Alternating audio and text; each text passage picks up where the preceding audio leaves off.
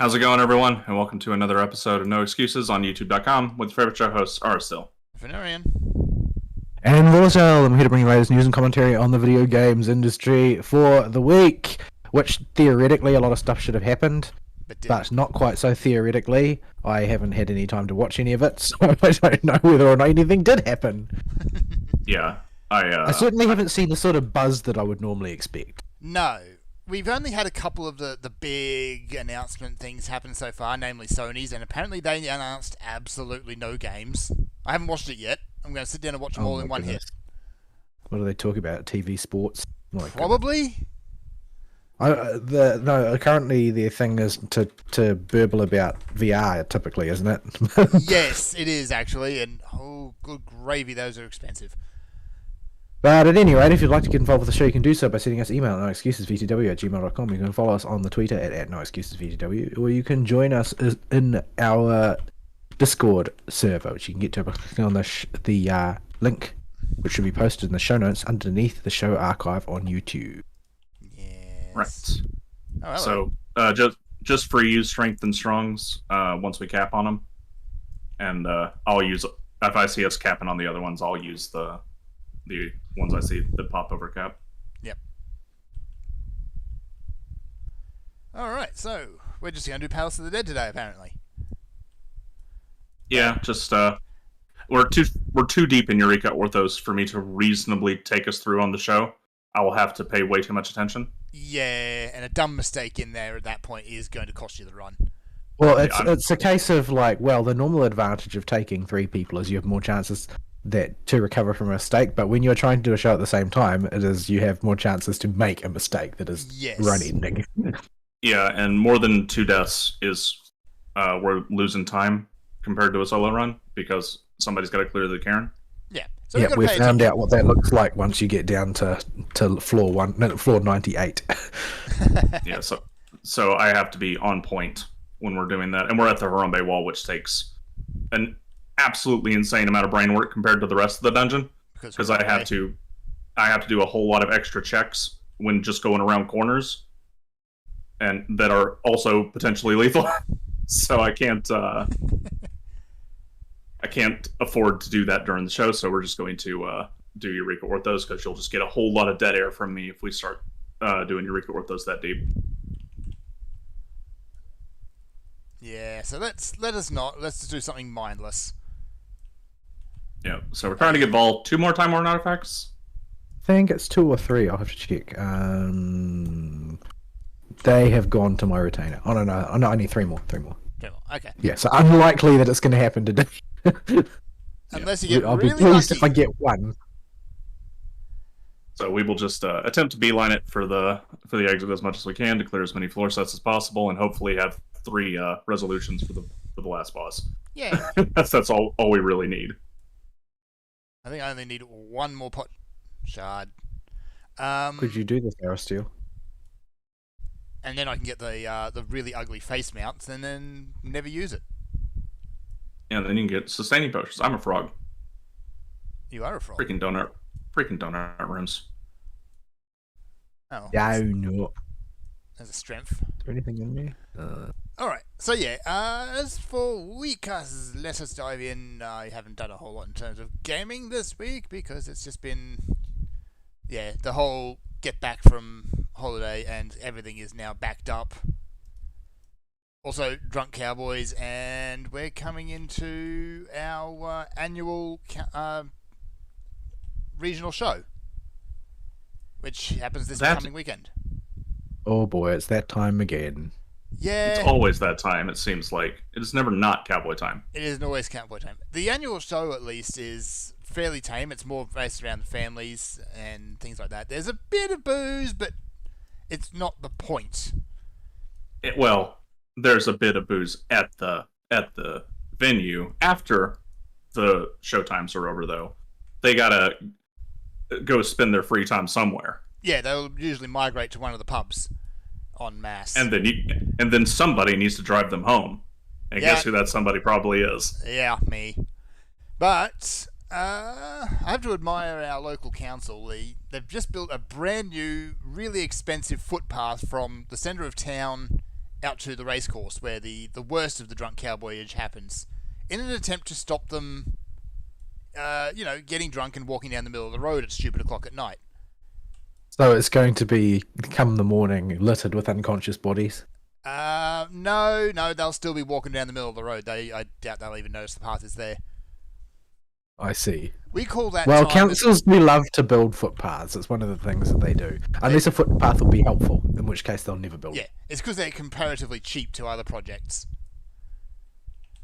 All these things. Yeah, you just gotta rip up some dirt and funnel mine into the donut room. Yep. You and your donut rooms.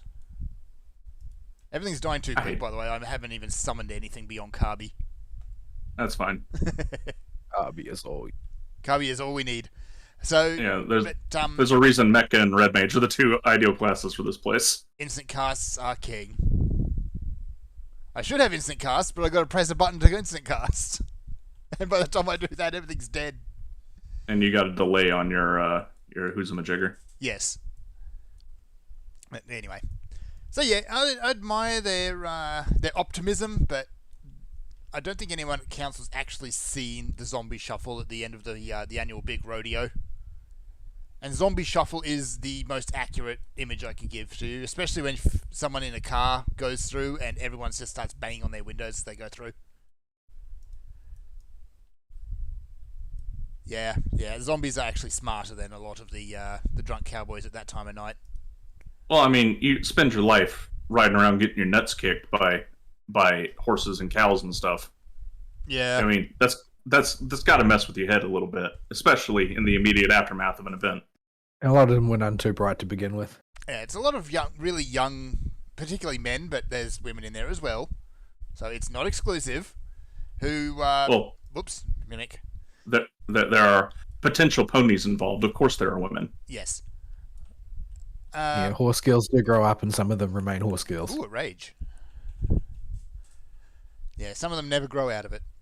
But yeah, they're still young, and a lot of them are maybe 18 at most.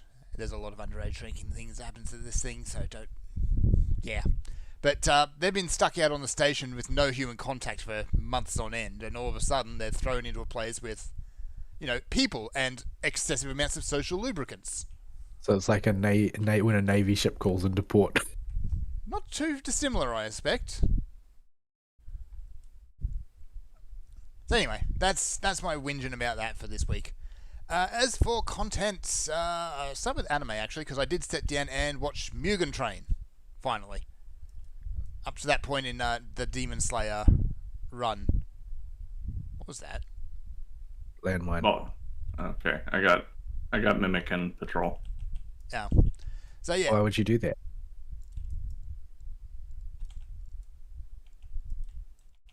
So yeah, I actually really enjoyed it. It's and in typical Demon Hunter fashion, or Demon Slayer I should say rather. It's a visual spectacle, which isn't always a good thing in Mugen Train, especially when everything starts turning to meat. It had some moments where it stands out, like the Hinokami Kagura clear blue sky use at the top of the train looks absolutely beautiful. Oh, it does. At least on the movie, I haven't seen the series section part of it. They use the same footage. It's the same thing. They just chopped it up, basically. Yeah, they added a couple of extra scenes to pad it out, but by and large, it's the same content. Yeah. So the big fight at the end between the flame guy and new demon de jour who just popped up is just complete hype. Yeah, and then that guy sort of disappears from the story because basically he does nothing but roil in his own shame. Yeah.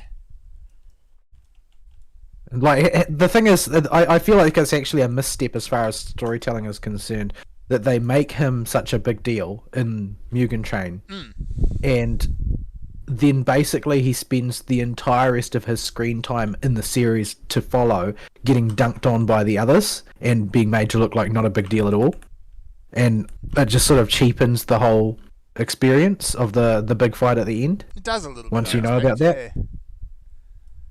So unless he's going to pop up and actually become a threat later on, again. I expect that he will, but it's quite a bit of time has elapsed, and it's mainly you see him being dunked on. Yeah. Well, a lot of time has elapsed for us in the real world, but in universe, they're barely a few months after the train. Yeah, that's all well and good. However, the story is being told to people that live in the real world, not the people that live in universe. So when you're doing storytelling, you have to take into account that you don't follow up on the sort of like great emotionally impactful scene and the ones that follow where he goes to meet the guy's family and so on. You then follow that with basically that antagonist being a little bitch. Yeah. Yeah. There's it's not really a good move. Yeah. He had his fifis hurt after killing one thing Googly Eyes. Yeah. I love Inosuke's names for people. That's great. One of the things I thought they did really well regarding Asuka was Tanjiro's reaction to him at the end.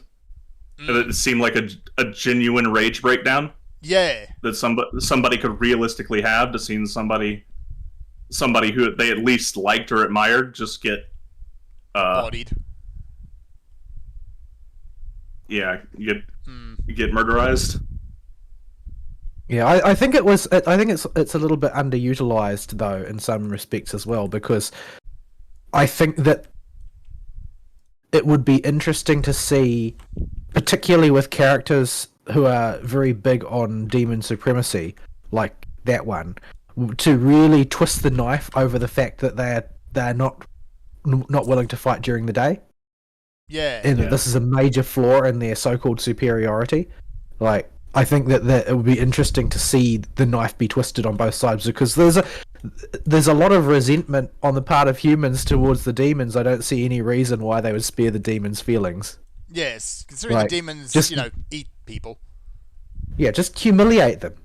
Wind them up, because they all become irrational animals anytime they get sufficiently wound up. Yeah. So yeah, there's not really any reason not to tap into that well, I think, and there's a lot of viewer catharsis if the viewers are cheering for the good guys to see them be the ones to twist the knife for a change. Yeah, and there's a few moments already in the series, and I hope it's a trend that continues, is once the demons start really losing their temper and just going off is when they start to make mistakes.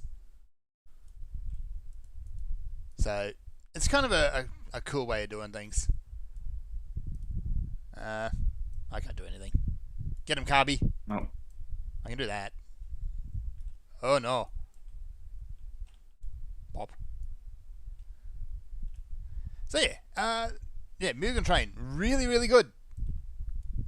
And yeah, the big fight at the end is hype, but yeah, the emotional breakdowns at the end actually felt pretty real, which is really nice. Yeah. Unfortunately, in the next arc, they pay service to it. They don't just ignore it, but they do narratively move on from that to the next thing pretty quick. Yeah, that's the nature of shonen, I guess. Yeah, So- after another stint in the hospital, because Because of course they're in the hospital every other day. I mean, Tanjiro's got a hole in him again. Well, after every major mission, it's like they need to go repair the broken heroes for an episode and a half. Yeah. Yeah, and there's sort of the debrief sequence that happens every time. Like, okay, most Are you gonna shonen, drink? the heroes tend to just Drink? shrug off their injuries, but Just you're free strong. strong. Yeah, just free strong. just strong, yeah. If you don't see somebody stop into strong, just go ahead and strong yourself. Yeah. So yeah. What's the next arc in Demon Slayer? It's Swordsmith Village arc. Swordsmith's No, Village. no, it's not. No, It's is it- Entertainment District. Oh, right. Yeah, Entertainment District. Right. I brain farted. It's they have such a gap between the releases of the arcs that Yeah. I forgot the sequence they happen in. Yeah, you got Entertainment District and then Swordsman Village, I think it was. So yeah, looking forward to the next arc. The anime is continuing to be hype, and YouTube insists on trying to send me spoiler videos again, because YouTube likes to watch what you do and ruin things. My! Says, oh, you're Yeah, watching an anime season on Bob's. We're going to send you spoilers. Yeah, that's why I try to stay signed out of Google on my Brave browser. Yeah. Even then, it still can track your YouTube search history on your YouTube account. Yeah. You have to be signed in to get your subscriptions. Yeah. So it's annoying, but what can you do? I suppose just not look at YouTube. That would probably be the healthy thing to do, but But then, how am I going to get my fill of surprisingly wholesome degenerate waifus? As admittedly, I've been spending too much time just sitting, no-braining, and watching degenerate waifus do silly things. The HoloLive. Why not all degenerate? Just mainly Marine. Mainly Marine, and Marine has been popping up a lot in my threads lately. I think I've watched one Eubiris moment, and then it came into the silly T-shirts one where your Iris comes out with something really inappropriate, and it actually upstages Marine's degeneracy.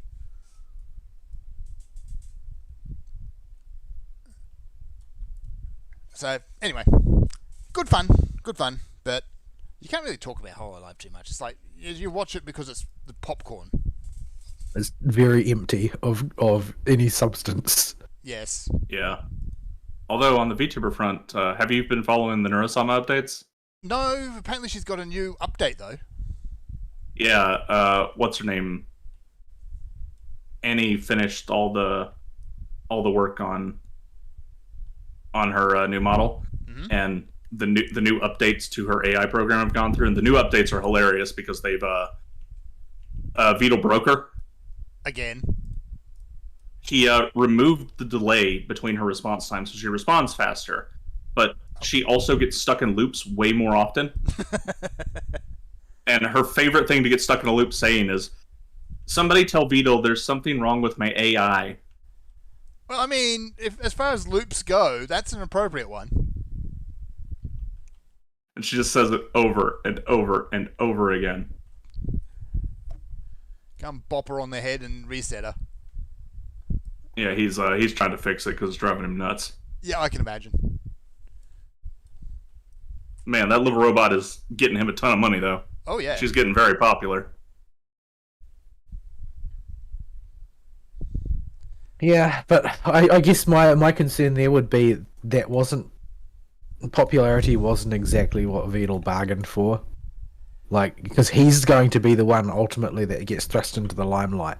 And he's going to have to deal with the dynamics of being an internet personality when he didn't really sign up to be an internet personality. Yeah. So I'm wondering how stable that's going to be honest. He is adjusting to it better than I would expect a hyper autist like him to. But you can clearly tell he is just a hyper autist, and that's his stick. His VTuber avatar is a cheap ass little turtle thing. Yeah. I kind of appreciate the little turtle thing. That just sits on top of Nero's head.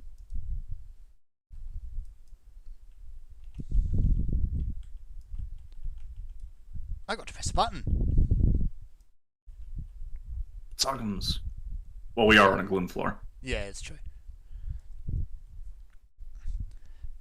Yeah, I think I played one of not the worst class for deep dungeons. That's probably Black Mage, but Summoner's okay, actually. Black Mage is pretty good. Black Mage has a lot of controllable on-demand burst that you can...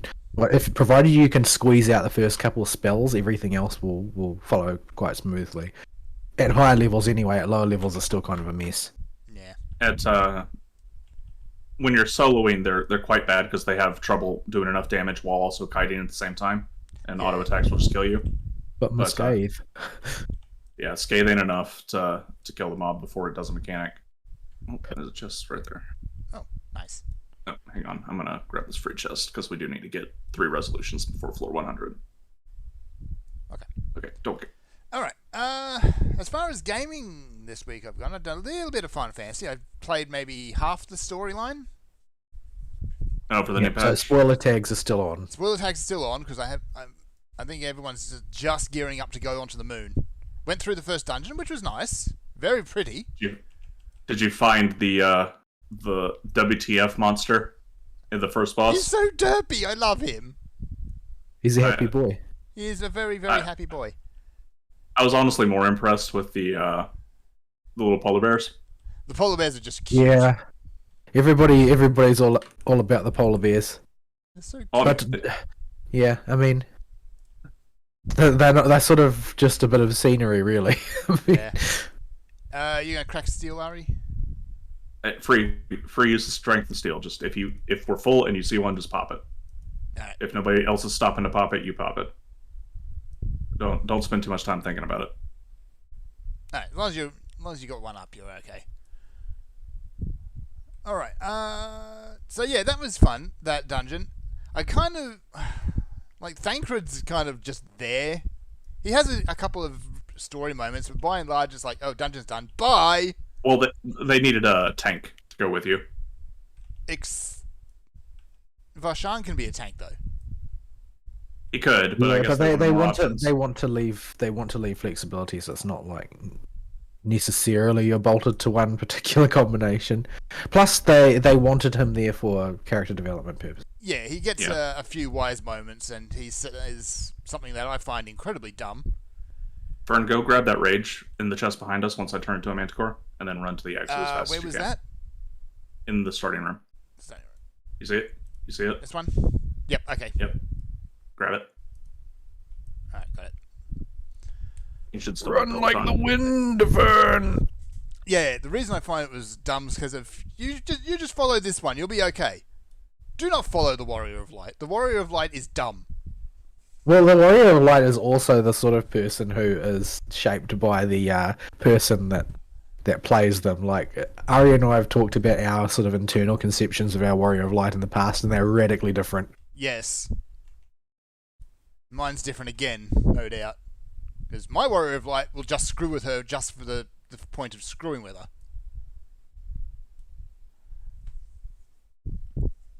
So, it's kind of one of those things, but canonically the Warrior of Light is, actually a really good role model. Yeah, well, I mean, you're still treated like you're some kind of drooling retard by basically everybody in the cast, though.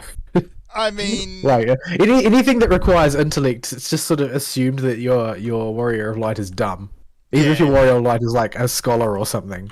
Well, considering everyone else in the party is some variety of scholar or academic, it's like, except maybe Alisay. Well, Alisay still graduated from an academic institution. It's just that her thesis was on combat applications of ether as opposed to, something more theoretical. Because remember, in order to become one of the Archons, like, the entry requirement was to write a thesis. Yes. Your thesis is your entry.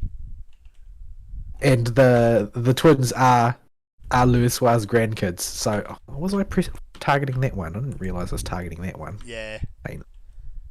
Though we do get probably the best line out of their father of all time. No,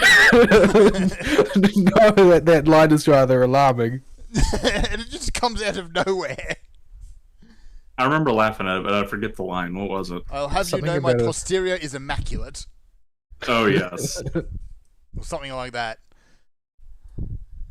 Oh, I can save taking More rage. rage! Oh, is that another rage? Mm-hmm. Boop de doot.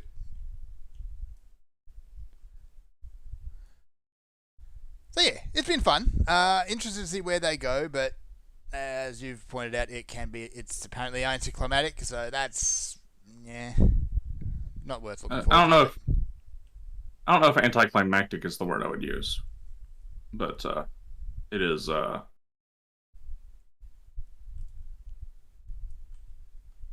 It is a what? It is a what? Hang on. Is it Brain cliffhanger? farting. I don't want to spoil it for Fern, so I won't say anything. Fair enough. I'll wait till Fern finishes to give my full thoughts on it. Yep, which will be sometime in the next few days, maybe. So yeah, that's been my lot this week. Also starting to organise all this E3, not E3 this stuff. leftover. So much for the leftover Manticore. Yeah,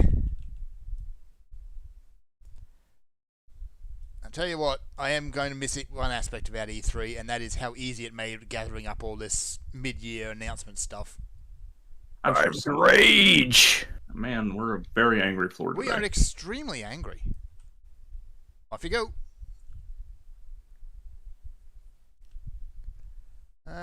66. Oh, knockback is disabled. Oh. Can you Serenity?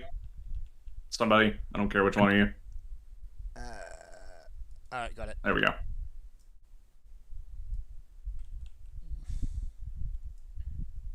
There we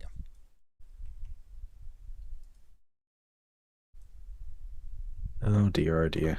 Oh no. Bob. What's that? Itching. So yeah, I think I talked about everything for my week. So Vaul, what you been up to? Not a lot. Work was rough again this week. Was not like bonkers rough. It was just rough enough to prevent me from doing anything particularly significant gaming wise. But I did take the Tuesday off because I found that on the Monday I was just sort of like, if I stopped moving too much, I would just start to fall asleep. And I was like, oh boy, I'm normally the sort of person who can't take naps because they're too restless. Mm-hmm.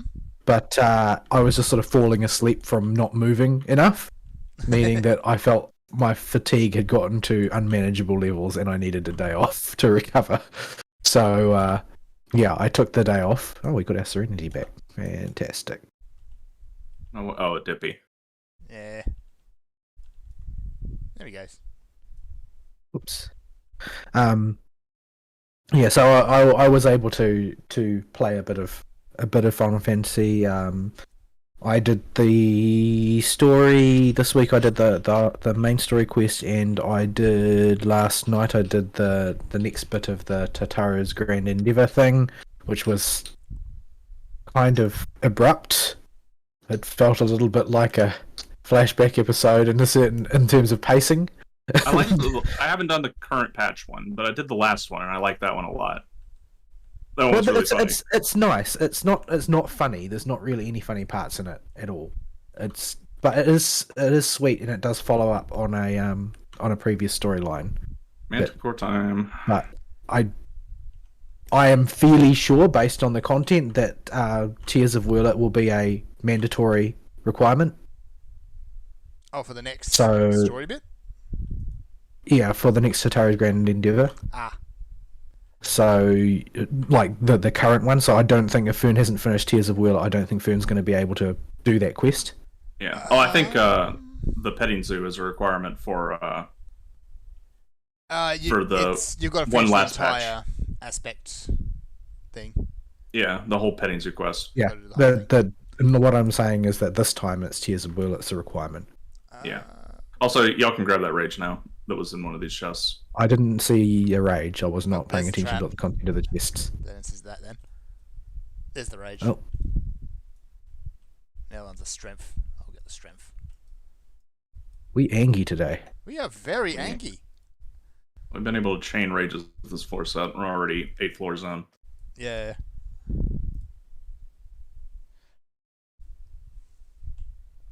Alright. But, yeah, so I also Ari took me through. Well, I say that, but he was less helpful than I would have liked. the raid set for this patch, which Ari said, "Oh, sight readable," and then he gave me incredibly sparing and occasionally mildly misleading instructions on everything. So I had a mixed experience, but we got her done. Somebody go grab that rage in the starting room. Oh, another one? Oh my goodness! Really? I'm on it. I'm on it. Why so angry? Use them if we got them. Ow. I'll take it. So angry. Oh, luring trap. Hang on. I'll bring him to the smacky boy. Yeah, I'm coming to the smacky boy. Good grief! You have managed to attract a lot of AOE circles. These things get rather spammy of AOE circles. But yeah, that's actually a good thing. It means they don't chew on you. Yes. I enjoyed the raids. They're not ridiculously finicky. There aren't any mechanics I feel are terribly unfair. for the most part. Mm. There are a lot of mechanics that don't make much visual sense in the second boss, in my opinion. Like it's not obvious what's going on there. I mean, once you've seen them a few times, you can react to them more or less, but because for us, it's pug content, you still have to deal with the same shenanigans every time because people don't realize what they're doing. But by and large, it's an enjoyable set, and I'm mainly there for the music anyway. Oh, the soundtrack is an absolute banger. Yeah, so basically, it's like an electronica version of the previous two, tiers. Yeah. With the final one, and remixed by a crazy person. The final one is basically a trance remix of a mashup of Hexant Leones and Scream. Yeah. Except it's trance. And and it has some extra lyrics sprinkled in there which show just how thoroughly cray bitches be in this game. Yeah, I think they actually swap out the second verse for a completely new version. Yeah, like no, the old stuff is in there, but they've modified it and they've added an extra verse. Yeah. But yeah, women in this game, by and large, seem to be terribly unstable. Athena is kind of unusual in this game because she's one of the few genuinely evil people you actually go up against. But not from her point of view. Not from her point of view. Like, she thinks she's going to do everybody a big favour. Yeah. She doesn't even understand why you would be upset. Lady, you're cray-cray. She is certainly as loopy as they come. Yeah.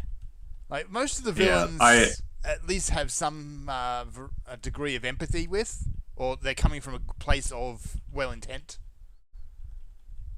Not her. This poor boy is liquefying because of 3 strengths. It's not my fault. Rawr. I have to press my rawr button. It was the boss version of a rage floor. After doing Eureka, all those things tend to kind of melt at this point of Palace of the Dead. Yeah. It really highlights just how much they inflated the health pools in Eureka Orthos compared to the older deep dungeons, if you go back and do one. Hey, time worn artifact. Hey, nice. That's one. But yeah, so I liked the music, I liked the aesthetics. Generally speaking, I think I liked the sensibility behind the story more than the specifics of the story itself. Like, the specifics of the story, I feel, are a little bit confused, and honestly, even at this point, I don't really understand what happened. In a lot of ways, a lot of things are sort of like alluded to in passing without being directly explained. Yeah, the biggest thing is anything to do with Pandemonium itself, the building, and how the heck it got over here. Yeah, it's a bit vague because I think at one point they mention it as some sort of etheric echo, and another point they say Alligans did it. It's something Wandering Sea. Or not Wandering Sea, that's fate. Etheric Sea. Etheric Sea, which Etheric Sea just seems to be a sort of generic catch-all solution to unexplainable problems that they've just invoked. How do we get Thancred naked? Etheric Sea. Yes, they did do that. But yeah, I like the sensibility behind, like, it felt to me like really doing sort of like a double underlined finish after the postscript to the story. Yeah. Because it's sort of like, oh well, we've got these key characters, the paragons that need to put the final nail in the coffin. So they dealt with Emmett Selk, and they dealt with La Habrea, and they've dealt with Elidibus, and these characters can now be said to be like properly done. Yeah, especially La Habrea, but leading into this, he was so one note beforehand because he was like from Realm Reborn. Yeah, well, there's only so much you can do to fix that. Like, he's still not going to go down in history as a well-written villain because he is a little bit too mwahaha mustache twirler. Yeah. In places, but it does sort of give him a bit more. I don't know. It gives him a little bit more depth. It gives him a little bit more motivation. Where before, I don't know to what extent the Asians were developed conceptually as being, these characters have this particular motivation and these reasons for doing what they're doing and so on. Like, I don't know what of that content already existed at that point. I get the impression that it wasn't much. Oh, it was probably leftovers from 1.0.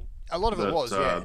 They were twisted into something workable. I mean, there's still a lot of evidence that there's stuff that was just not done. Like, the whole process of the Paragons finding splintered Asians and then elevating them to being the lesser ones. Like, there are a lot of Asians in that meeting room when you see them meeting with each other. Mm-hmm. And most of them just sort of are quietly disappeared. And then, guy shows up later with a rack full of masks that had been removed from faces. And it's like, oh, so that's where they went? Yeah. That is like, all of these characters who are clearly intended to be sort of like sub-bosses have just been ushered off screen. Yeah, I think you take care of maybe 3 of them yourself, and you get like 2 of them are dependent on quests. Yeah, you get La Habrea in the main story twice. The second time you kill his pseudo girlfriend with him. That's another rage. Off you go. Yep, I'm just gonna smack this channel. Stupid cat. Well, no, that wasn't La Habrea, was it? Yeah, it was in the Etherochemical Research Facility. It was a. Oh, you mean Igion? Yeah, Igion you get in. Oh, hang on. That one where they fuse into the Super Barasian.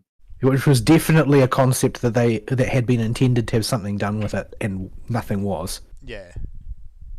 I think you take care of 2 of them in the Summoner quests. There are 2 of them in Eden.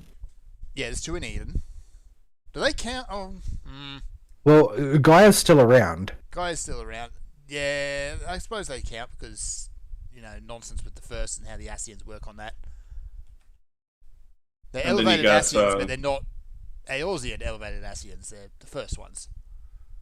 Yeah, and then you got, what's his face? Your boy Emmett Selk.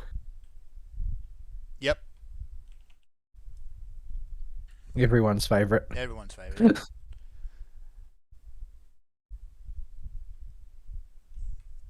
And but yeah, it was clear that they were supposed to be, what would you call them? Organization 13, except for FF14. Yeah. They had about as much personality, admittedly.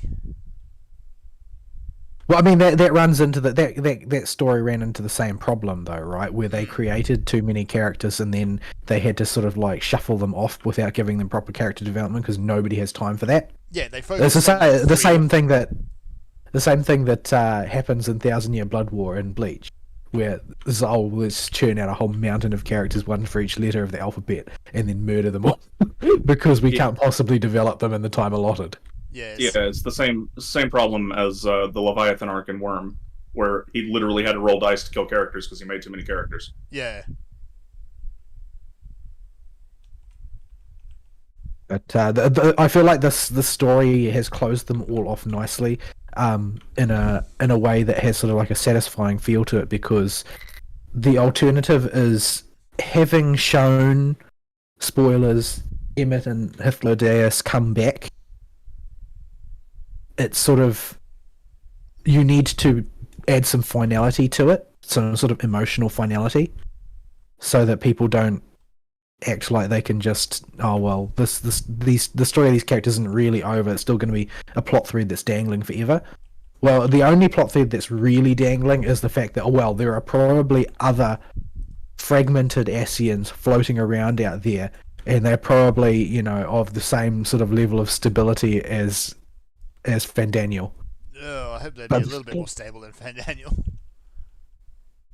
Yeah. Well, Fandaniel may or may not be an edge case. Like, ultimately, Fandaniel's issue came from having memories that weren't his own. Yeah, from his time in the Allegan Empire. Because he had memories of being Amon, and he had the informed...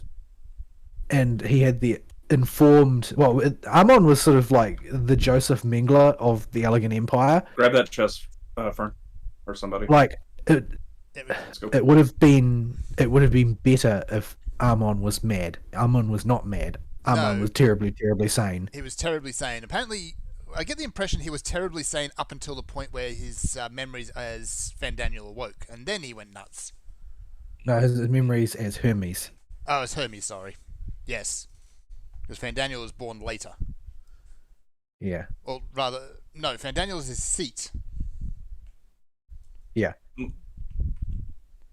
But he wasn't... Well, the thing is basically you end up with the same sort of problem, right, that you had a way back when they introduced this idea in Heavenswood with Yezael, who basically was a mess because due to the Echo in this case, she had memories of Saint Shiva and thought that she was the reincarnation of Saint Shiva. And therefore came under the impression that she was supposed to be in love with Hraesvelga because reasons. Yep. And the inciting incident behind all this was, oh well, I've got these memories, but I can't integrate them because they're not actually mine. Yeah. And that's still a plot thread that could be drawn on because there is an undisclosed number of these individuals just sort of floating around, both in terms of actual members of the Convocation and in like general Asians that are sort of floating around and don't really have a home in a sense. Yep. Because they know that there's something more than they currently are, but they can't integrate that.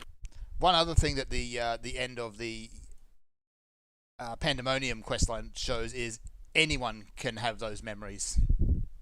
Yeah, well, people are sort of aware of that up until that point, but they hadn't really seen it play out because so far it's been main characters that, like, so you are introduced as part of the main story to the fact that you are most likely and then later confirmed to be Azim, and then you find out that your old buddy, the cover boy of Final Fantasy XIV, is also Azim. Yes, but a different, everybody can be Azim. Shard of Azim. Different piece of Azim, and then you see this playing out. But to the normal people of Eorzea, the NPCs who are supposedly not important, a significant portion of them have this heritage as well. Yes, and there's no knowing which ones do and which ones don't. So that is a potential well of stories right there. Yeah, but I think that what this raid arc represents is that while they may not have dispensed with those stories entirely, they are now sort of like a background part of the lore, as opposed to being the main focus, which they have been. Like the story of the Asians and the world that came before in that, I feel like what they're saying is that it's essentially done. The effects of it will continue on as a part of what makes Aetheris, but it's not. The story's not going to be about that going forward. Yeah, it's going to. I get the feeling they're going to relegate that stuff to maybe if a writer has a good idea for a side story, for a side quest or something, or a small raid series, maybe a small a trial series, or if they want to use an aspect of it in the main story, but they don't want to focus on these people too much anymore. They want to make somebody else the villain or the antagonist.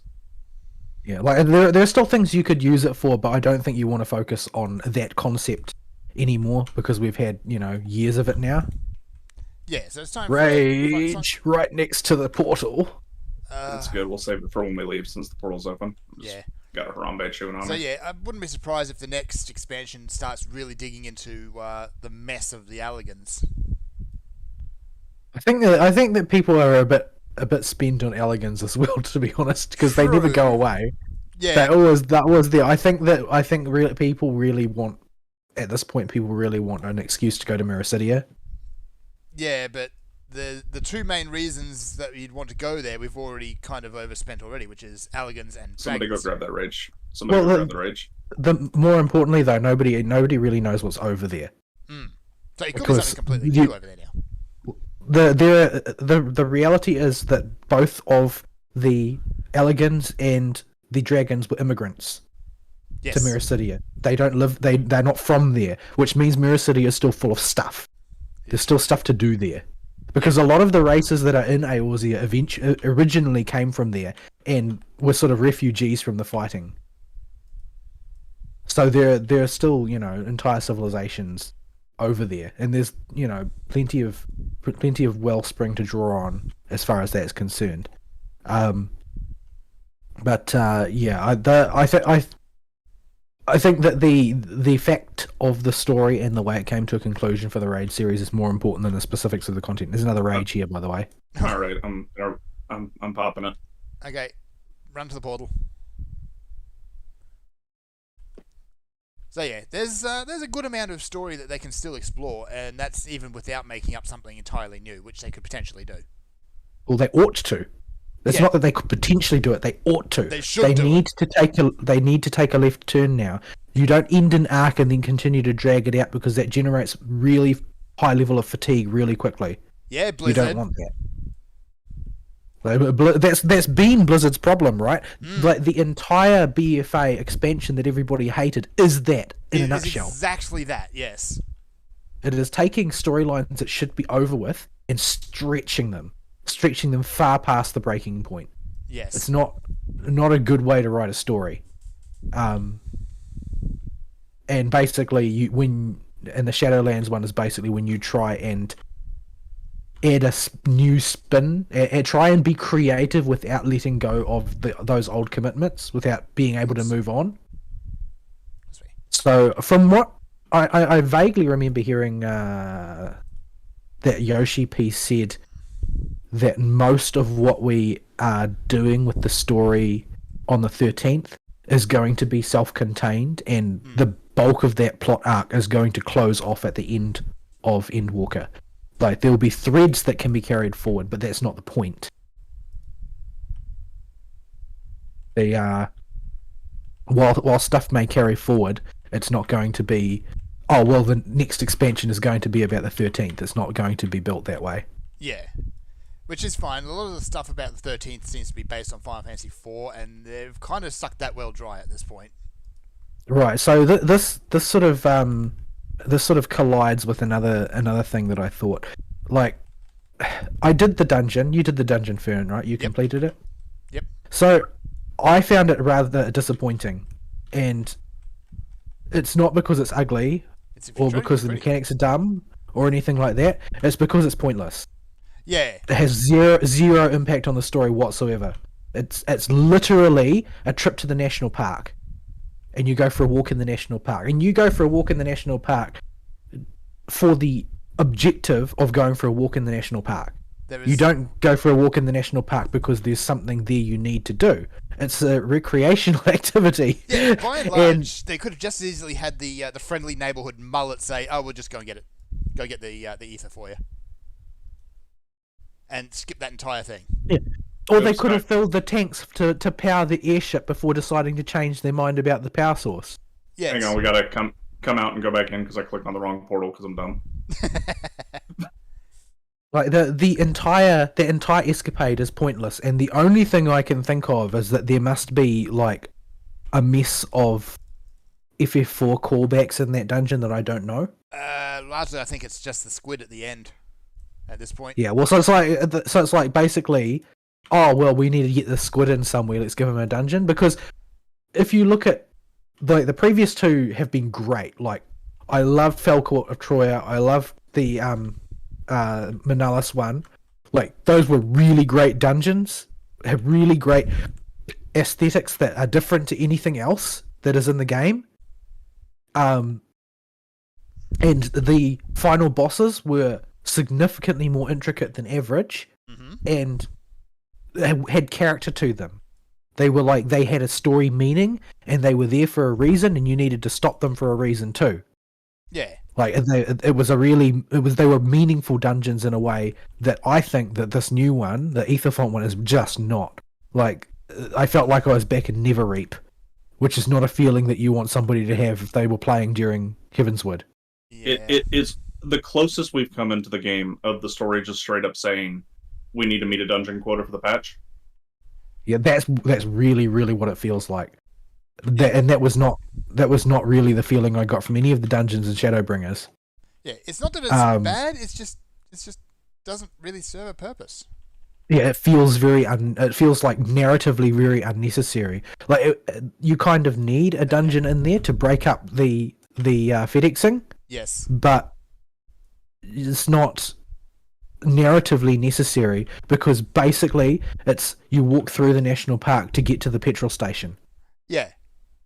That's the whole story. That's the whole story behind Aetherfont is I need to go to the petrol station, and there's the scenic route, so let's walk that way. Yes. There's a squid here. Why is it here? I don't know. Yeah. I also didn't like that fight. Like, it was not... It's not because I think it's bad, but I felt like it was just like... It was visual noise to have visual noise in a lot of ways. It wasn't a tidy fight.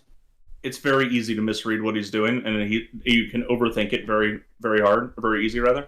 Yeah, it's sort of like boss 2 of the new raid tier. There's a lot of false flags being flung around for some reason. The difference is there is not going to be a savage version where those mechanics might change into something meaningful. Yeah, it's like just count the tentacles and go where there is less tentacles. That's the boss. Am I a Manticore? I'm a Manticore. I don't think it actually works like that though, Fern. Because there are some tentacles that are perfectly alright to stand near, depending on what they've done recently. Yes. So it throws you off. And it's just so many tentacles to keep track of. It's just like, And what's more, the worst part about it is that we've done that fight twice already. We have. And they just did it again because reasons? Like, no. This is as close as we've gotten to a really bad dungeon in a very long time, in my opinion. And narratively speaking. Because the bosses are, particularly the one that's basically Volibear, I found quite fun to do. That one was like, it was enjoyable. The first one I felt was a bit simplistic. The third one I felt was just too visually noisy and not for a good reason. And the middle one I felt was quite good. It's a simple fight, but it's quite good and it feels busy and it feels energetic in a way that the other two just don't. Yeah, it's just so yeah. But yeah. So as a dungeon, I feel like it was a bit of a damp squib, and it seems to me like it was serving some other purpose than being a good dungeon. Either, as Ari said, filling a quota or of dungeons, or filling a quota of FF4 references that they wanted to get out of the way before they closed the book on FF4 references. Yeah, like I can't fault the dungeon team for it whatsoever, because on their end of things, it's fine, it's good. Yeah, as far as like, oh well, you've designed a dungeon, one standard unit dungeon, and it's a middle of the road dungeon. Oh, another rage, huh? Who'd have thought? Another rage, but. Yeah, the following on this one kind of just is on the narrative. Yeah, like it's just there's no reason to be there. You don't feel compelled. It's not.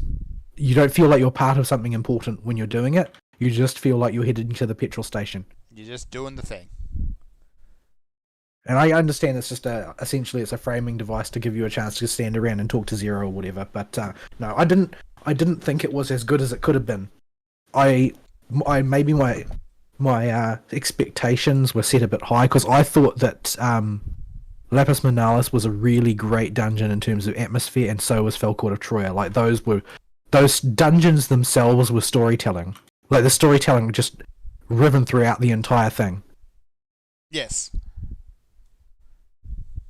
If you look at Fell Court of Troy, it's like you're telling the story of the sort of like fallen civilization and fallen aristocracy and the new sort of twisted aristocracy that has replaced it. And in Lapis Manalis, you've got, there is this ancient culture in the Galean Empire of these, like, basically assassins type of thing, as they were portrayed in Assassin's Creed, except it's Galeans. And this is the sort of the dark arts that they cultivated in order to be on even footing with those who could channel ether, and all of the tools involved in their protecting of their secrets and their training their new aspirants, and there's references to characters you've met and things like when you fight the second boss, I think it is, it talks about how the only other person that has managed to clear this in this amount of time is the woman who teaches you to be a Reaper in the class storyline for Reapers. Yeah. And so it's very densely interwoven with things that are both compelling and familiar. Etherfont is not. Etherfont is a walk in the national park to get to the petrol station at the other side. Yeah, it's just there. Yeah, but I don't really want to, dunk on it too much, because I still think it's a fun dungeon, and I'd be perfectly happy to go back and do it again quite a number of times. I mean, there are other dungeons that I've liked better. Like, I'm a bit lukewarm on Dead Ends, but I like the aesthetic of it. I take down the globalists, dude. I enjoy Stigmascape. Yep. I enjoy a lot of the dungeons in this game, really, but Etherfont just strikes me as like in some it's just that's okay, I guess. Yeah. The bear. My reaction to getting Etherfont on the roulette would be similar to my reaction to getting Hullbreaker Isle on the roulette. Just not very much. Okay, good. We got 3 resolutions, so I don't have to worry about that anymore. Yep. But yeah, that's the expansion. Yeah. But yeah, I'm without going into it too much, I felt a little bit, I don't know. I felt a little bit stiffed by the way the MSQ came to an end. Well, I guess what's the way I can say this? Well, it doesn't come to an end. Yeah, that's the thing. It's just like, oh, okay, we're just gonna stop telling the story for a bit now while we wait for the next patch. Oh, so that would, like, and you've had this big climactic battle, and that's not a spoiler because there's always one in every single patch. You've had this big climactic battle against a major antagonist character, and then the big plan's about to happen, and things are going to happen, and the shit's about to really hit the fan, and then we're just gonna go back and chill in the palace for a bit. Yeah, until the next patch. It's one of those. Sounds like one of those breaks that they've done in the past, where it's like, we need to do this thing, but first I need to take a nap for 3 months. Yeah, this would have worked fine as like a season finale in a TV show or a movie trilogy or something. But the way it's set up in a video game, especially an MMO video game, where they need to have a dumb reason for you to return to normal life for a bit, just kills that feeling of Empire Strikes Back. No, I feel like this if you divorce it of context, if you leave aside, the things we know about the sort of scale of opponents that we've already fought, which I feel is a problem for this threat, because it's not a threat on the scale of the End of Days. Yeah. It's a big threat, but it's not a threat on the scale of the End of Days, which I think the End of Days is a hard act to follow. It's almost not fair to compare it, but I feel like it's too similar to something that has already happened before, in a sense, and it's, I don't know. It feels like we're being left on an unimportant cliffhanger in a way. It's definitely a cliffhanger, and it's just not quite. It doesn't have the gunpowder of other cliffhangers, because they've sort of gotten us all wound up and then just sort of left us hanging. It's kind of a goofy spot in the story to leave it, I suppose. You don't know what we're talking about exactly yet. No, but you'll know what we mean when you get there. Yeah, because it's just like we are pausing here, and it's almost a horrific plot contrivance that we even have the chance to pause. There's not really any good reason why we should. Okay. And even then, your attachment to the pause and the characters involved is going to entirely depend on your opinion of Dragon Boy. Yeah, like this is very much about him resolving his issues in a certain way, and it has a little bit too much stereotypical bait and switch in that regard as well. With you nearly accomplish what you want and then it's taken away from you, and then you nearly accomplish what you want and then it's taken away from you, and then you nearly accomplish what you want and then it's taken away from you, and the endless chain of this happening over and over again is like, there is a limit to how many times you can do this before people won't put up with it anymore. And the consolation for all of this is that Yoshi P said that the story is going to come to an end, and when you're late in the piece you can forgive a certain amount of this type of thing, because it's much like I said in the past, Shadowbringers I like the most because it's your story, but Endwalker is everybody else's story as well.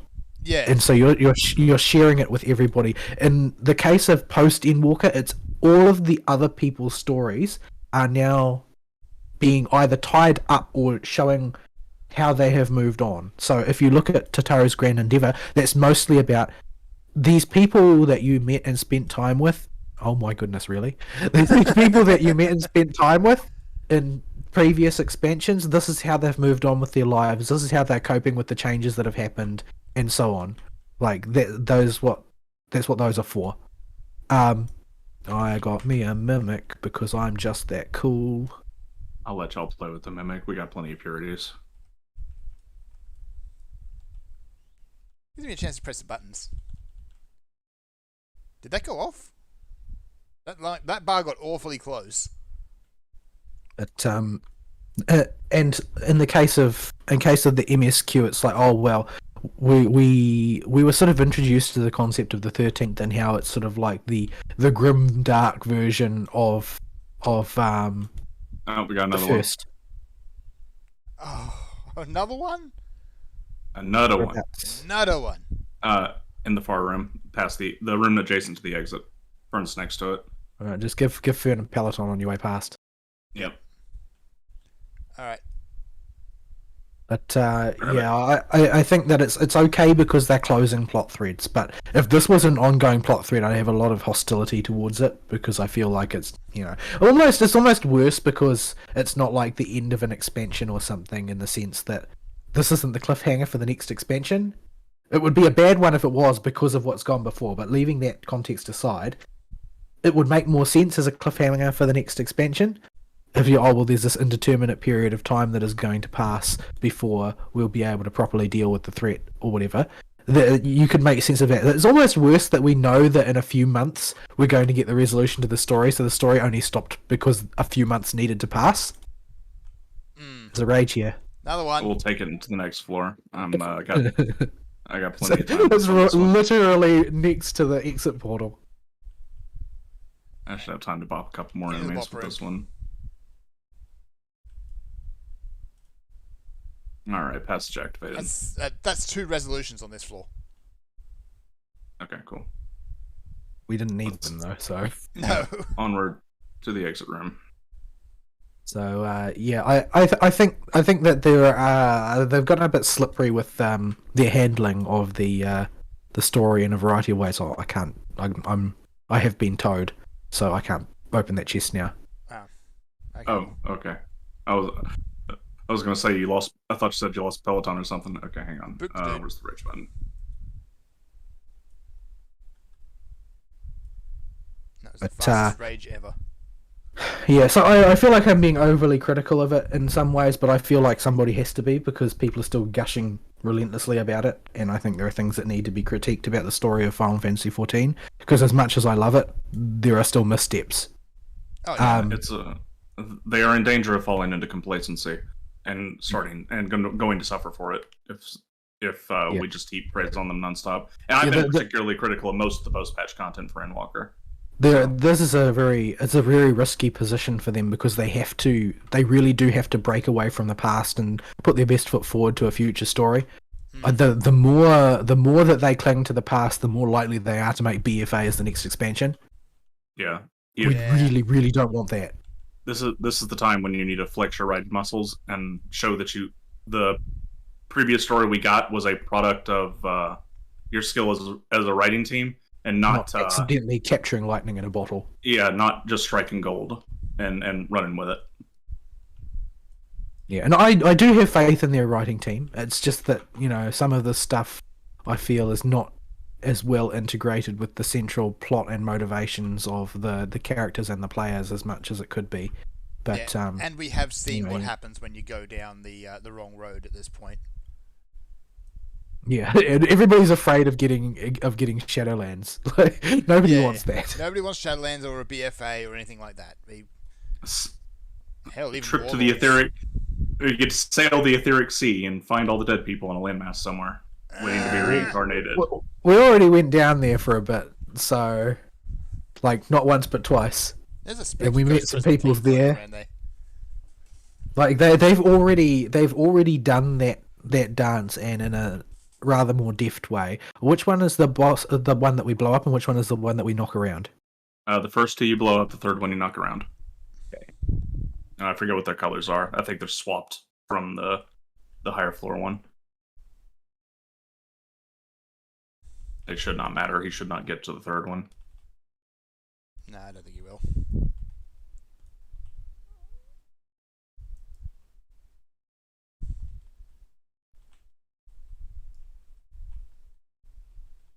Alright.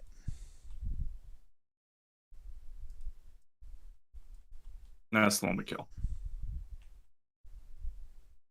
Yeah.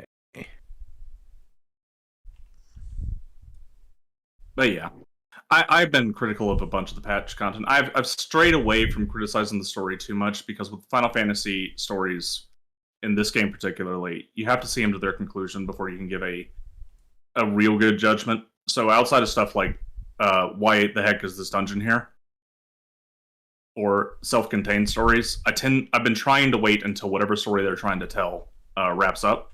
Mm-hmm. But as far as the content goes, I've been very critical of that post Endwalker, and I think there is something going on at Square Enix right now with the release of Final Fantasy 16 being a player in it,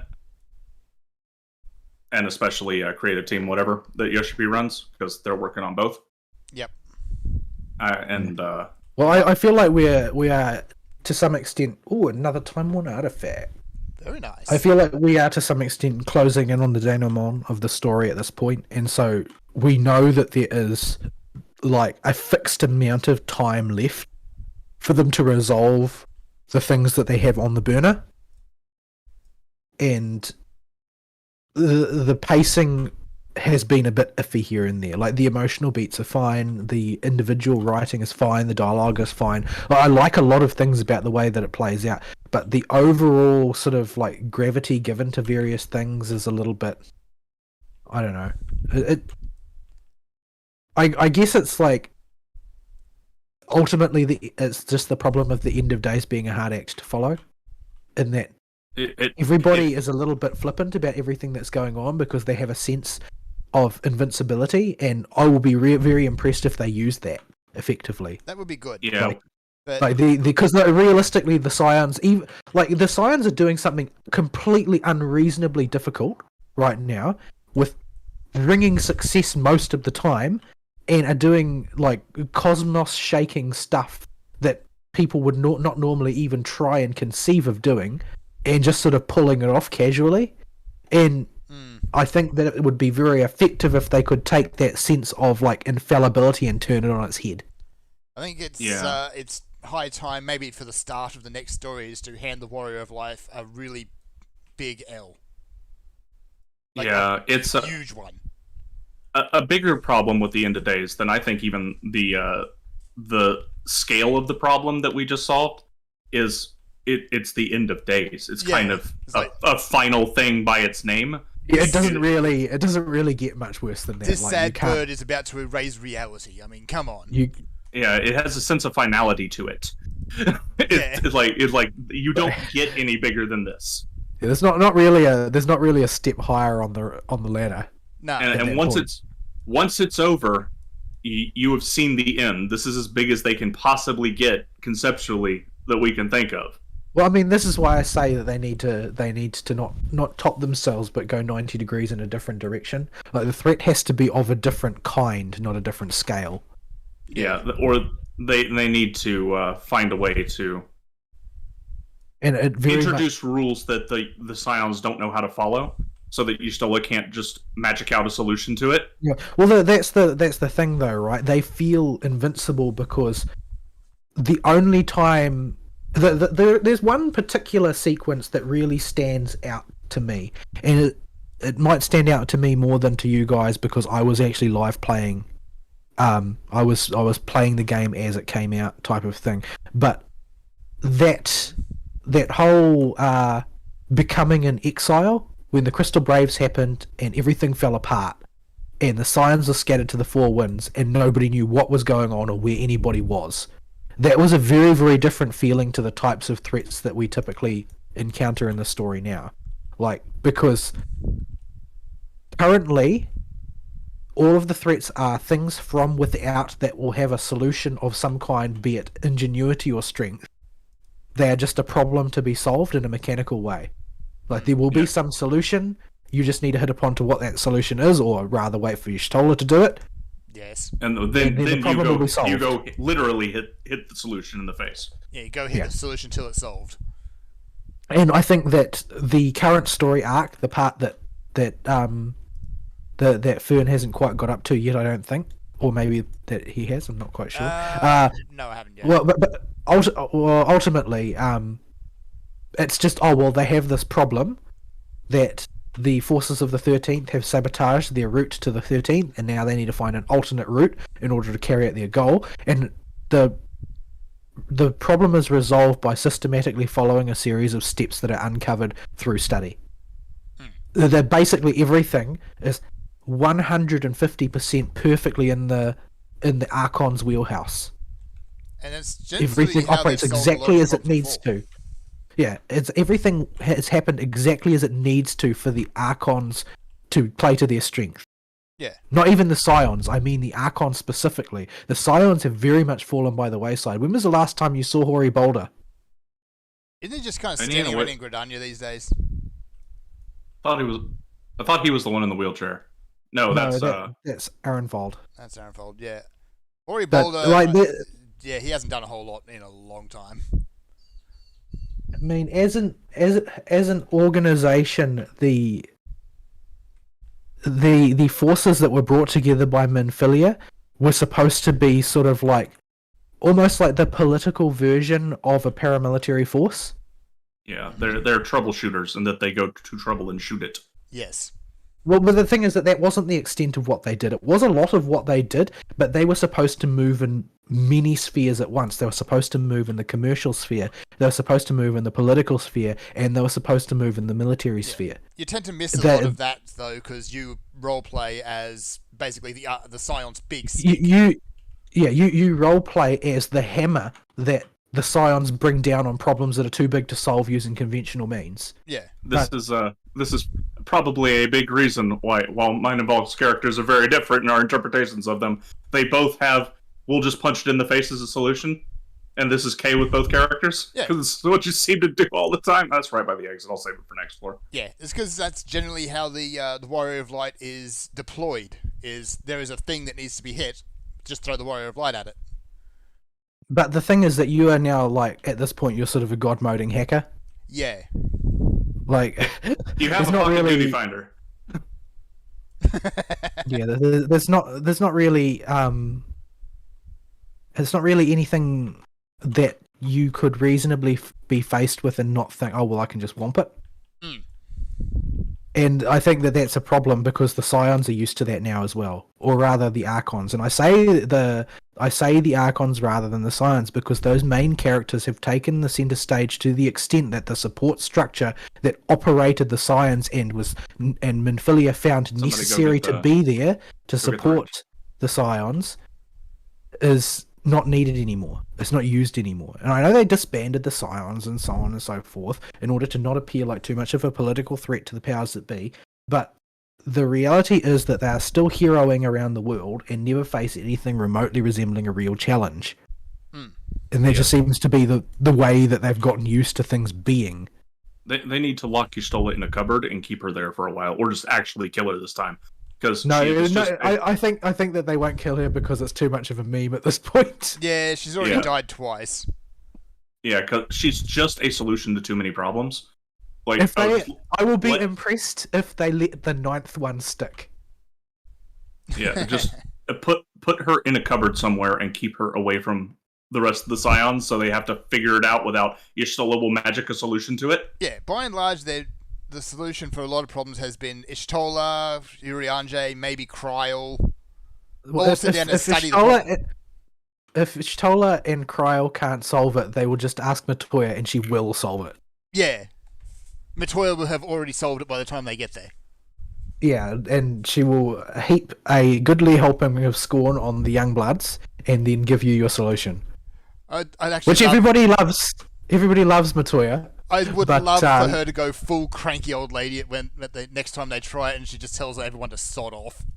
But yeah, she is very much cranky old lady ex machina. Yes. And I think that it's not unreasonable to suppose that she will have a reaching the end of her life story arc in the next major set of expansions. Yes. Because she's old, like really old. Although Shadowbringer's already kind of set up the that Ishtola is going to inherit the arse of problem solving, where she can just pull solutions from said arse.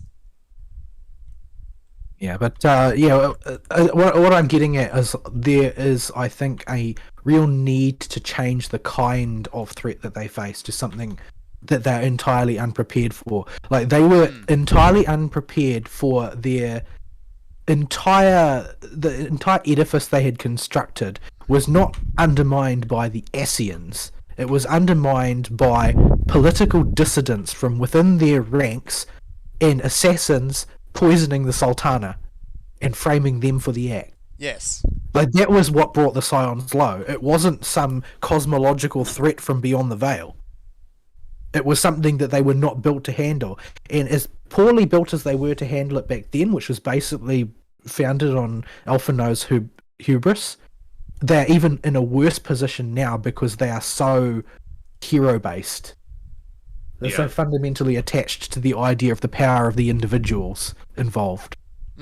So there's basically, if you take one of them out of action, or one of them goes full traitor properly because they don't see eye to eye with what the leadership structure of the Scions, such as it is, thinks, well, then they've got a problem that there is no solution to. If Ishtola becomes the villain, who will solve the problems? Yeah. The other thing you have note along that axis is the Warriors got very few hard set personality things, but one of them is betrayal, is kind of their berserk button. Well, I'm not sure where you're going with that. But there's a perfect. It's another point that you can use to jump off a story. But there's a perfect example of this problem in the latest raid series, where I love the third boss of the current raid series. I think genuinely it's a fun boss, and one of the better ones they put out for a raid. But when your character is in the story bits before it happens, oh, good gravy, we have no items, and I got 2 things that just tank busted me. 3 things. I'm gonna let y'all take some threat. Yeah, that's fine.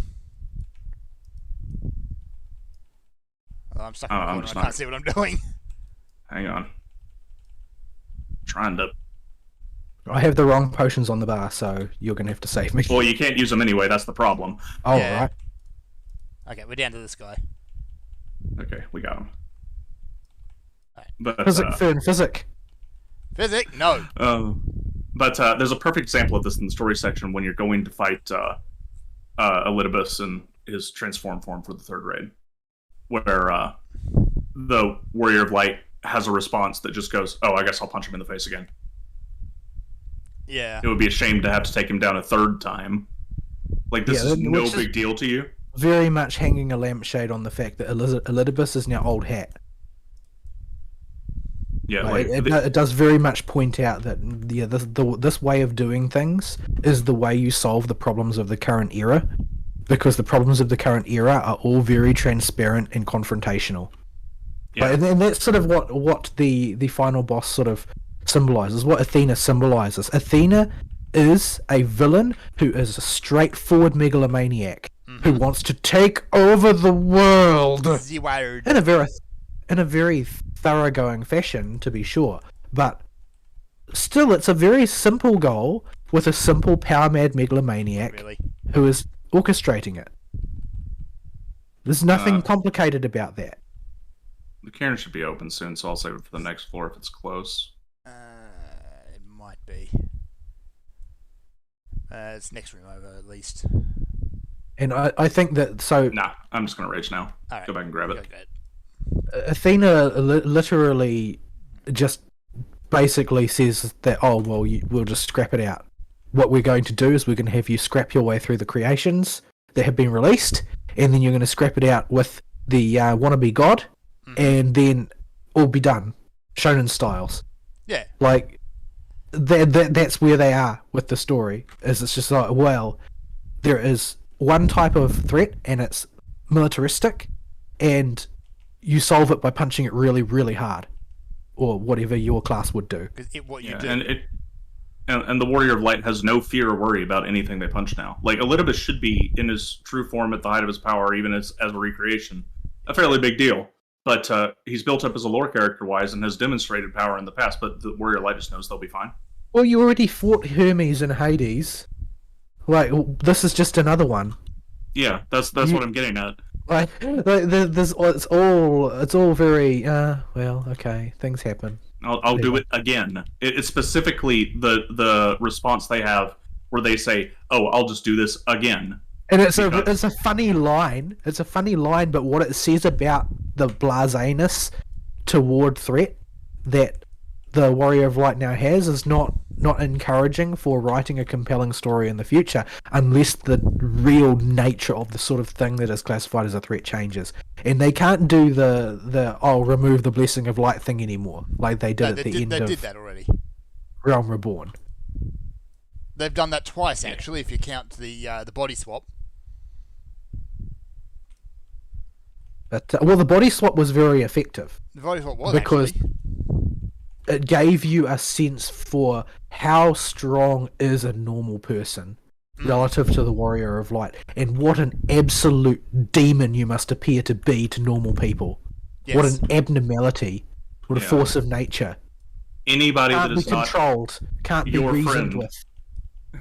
You are just an unstoppable monster. Yeah. Yes, like you're like a volcano going off. You're just a killing machine and nothing but to the majority of people living in the world. Like, these are the sort of directions that need to be examined, I think, going forward in order to stop this game turning into Monster of the Week. You're running into the Cassius Bright problem, because I've been playing Trails lately, where you are so powerful as the Warrior of Light that anything that happens because of you gets written off on the insurance card as act of God. Yeah. Like, there's just nothing anybody can do about that. That might be where they can come out from the stories, because now you've got this force of nature hanging around and no enemy that's being pointed at. So you could use it as part of a political motivation for why you can't go places or are heavily restricted wherever you go, and the Scions can't come with you, because you're effectively a terrifying monster to the rest of the world. And that's could be very well the reason you end up at Mirror City, is you just need to go away for a while. Yeah, I mean that's what they have to do in that light novel series, Irregular Magic High School. There are a handful of magicians in the world who basically have no freedom whatsoever because they're classed as tactical weaponry. Mm-hmm. Because they have hit upon, whether by accident or design, some spell that is so earth-shatteringly powerful that it would create a complete geopolitical mess if they were ever allowed any kind of autonomy. Yeah. So, because wherever they went, they could reshape nations if they really wanted to, because of the raw personal power they command. And that's where the Warrior of Light is now. And this is why I'm hoping that all of the setup that we're currently undergoing is actually a clever prelude to show the triviality of the threat of raw force now in the world, because you can just solve the threat of raw force using the Warrior of Light. Like that was why a lot of people were very disappointed with the termination of the Black Rose storyline, because the Warrior of Light couldn't fight Black Rose.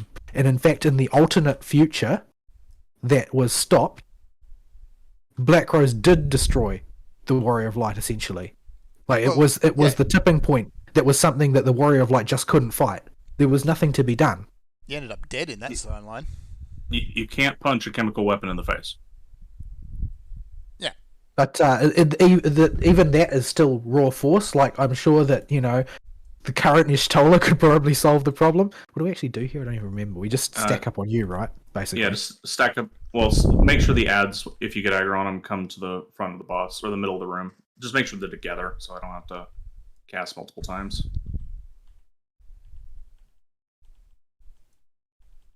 Yeah, so we just stay here and they come to us.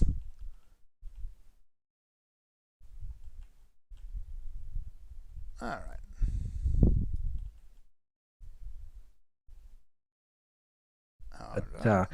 Yeah, so that's sort of like an extended session of my sort of wool gathering on the topic of the way the story is going at present and what I think really needs to happen. And what really needs to happen is a paradigm shift in the way the story is told.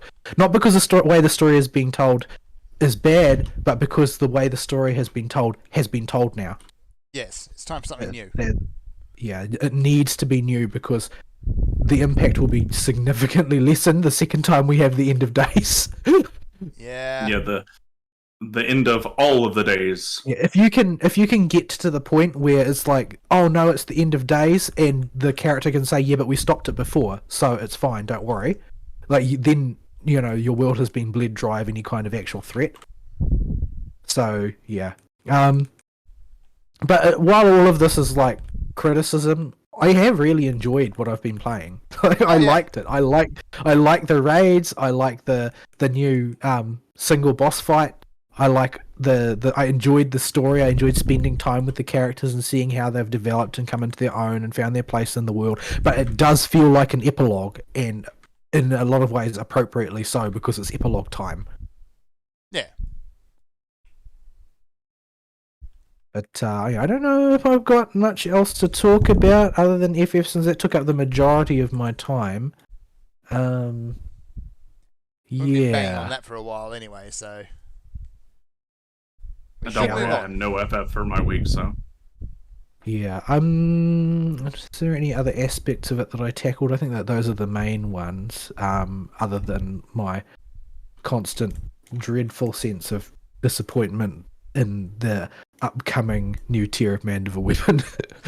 Yeah. Which my jimmies are still like firmly rustled by. But yeah, I guess I'll leave that there. Alright. That was a pretty blistering run through 50 floors of Palace of the Dead, considering we weren't paying attention. Wait, that was... Yeah, that was 50. Wow, okay. Yeah. I got a timer artifact on the last floor set. And I got a pot shot. So we should probably take a break before my week. We also need to check the email and see if there's anything in there. And because we're at an hour and a half. We are. So here's some music, folks. Fern, put us on break. All right.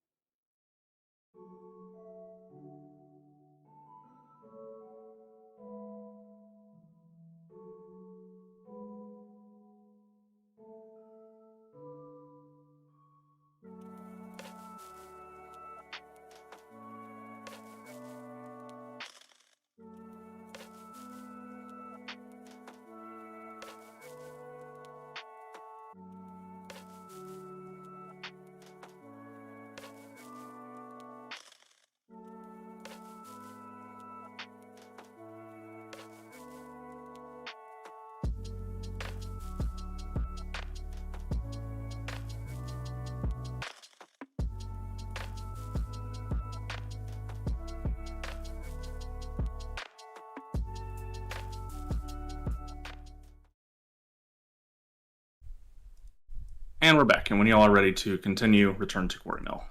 Alright, back to Quarry Mill, because I So- have a thing to buy. So the last thing is I played the Decagrammaton story event in Blue Archive, and not since I was a player of Azure Lane have I been so confused about what is true and what is not in the story. Mustaches are true. Moustaches are true, yes, and that's the rerun of the Hot Springs event, which is incredibly silly and shows that there's a lot more. Like normally when you for those that do not know, there's a certain amount of theming behind each of the academies in Blue Archive. Like Gehenna is very obviously German themed, like roughly speaking. Trinity is very roughly speaking British themed. Red Winter is very roughly speaking Soviet themed, except it's actually Soviet themed. It's not just some aesthetic. In that there is like a major faction called the Labour Party, who I complained about because they are the major labour force in Red Winter, except that they are striking more often than they are working and constantly declaring industrial action and trying to stage revolutions. Sounds And right. the secretariat that runs Red Winter is constantly holding purges to try and get rid of people who don't sufficiently respect their authority. And everything is about every faction basically making power plays against every other faction in order to allegedly bring glory to the Red Winter Academy. But they spend so much time purging each other that they don't really interact much with the other academies at all. I see. Here we are. Yeah, that's a side note. Decagrammaton, on the other hand, so that event is an event that has been held 3 times in the past, and this current one was the 4th one. And each time they add a little bit more to the story, and I think it's been a while since they added another chapter to it.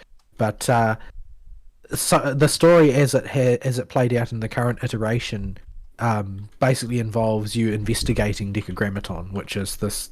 The theory goes that there was and it's sort of like an urban legend in the setting, that there was a project that was undertaken in order to create I got mugshotted. In order to create a super AI capable of sufficiently analyzing the concept of what God is and whether it exists, such as to gain an understanding sufficient to create a god. Oops. And the urban legend goes is that the AI basically, in the process of doing so, the project was a failure and it was abandoned, but the AI was never shut down, and it was abandoned for years and years, and it kept ruminating on the problem. And because the problem was to some extent insoluble, the AI basically went mad, believed that it was the only thing that was capable of being God, and became a raging megalomaniac. But because this AI was left to basically become a raging megalomaniac over the course of many, many years, it did become very, very powerful and started spreading the good word of, itself to as many other AIs as it could hack into, and would create these other AIs which it called prophets. And the interesting thing they found about these prophets is that they weren't under the control of Decagrammaton. They were legitimately persuaded somehow that Decagrammaton was actually God and deserved their worship. That's an interesting turn. But nobody's actually sure how exactly Decagrammaton gained the ability to persuade AIs rather than absorbing them or overtaking them that it was God and needed to be served as one. So yeah, you go through the story and you fight sort of mini versions of the bosses, Bina and Chesed, which are 2 of the prophets, and the first and like the most primitive prophet you fight several times, Keitha. But the story is very, very confusing because the true identity of Decagrammaton is kept very vague. You run into either Decagrammaton or something that claims to be Decagrammaton several times, but the conclusion in the end... Ari, did you read the story? I did not. It said there were spoilers for main story I hadn't seen yet, so I didn't... Yeah, so the conclusion in the end is very much up in the air. It doesn't... you don't really end up learning very much about Decagrammaton, because it is implied that Decagrammaton, or at least there's something that you meet that claims to be Decagrammaton, doesn't actually think that it's God, but did at one point in its development, and has met something that is so much closer to its conception of God that it now feels humbled. Which means that there's something else out there that is worse than Decagrammaton, which is already causing so much havoc. Unless that thing actually is Decagrammaton, and the thing that you meet that is claiming to be Decagrammaton isn't actually Decagrammaton. So I came out of the storyline being extremely confused about what was going on. Yeah, So, I did not play the story because it said it had spoilers for parts of the story, main story I hadn't seen yet. Since my last big story romp, I have not progressed the main story, so I finished all of the first chapter of the Abdos girls and their bank robbery shenanigans, and a little bit of the second chapter. I haven't extended it either. I haven't made any progress in the main story. I just am the sort of person who can't bring myself to hit skip on the story screen. So I ended up watching the whole story, and I don't feel particularly spoiled, largely because most of the things that one could conceive of as spoilers are brought up, at least in brief, in clips before raid boss fights. So nothing there is truly alien. There are characters, of course, introduced that you haven't really met here and there, but like, I was surprised at how obnoxious they were willing to make Himari as a character. Which one is she? Wheelchair girl? Yeah. Like, she is a absolutely unpleasant, bratty person.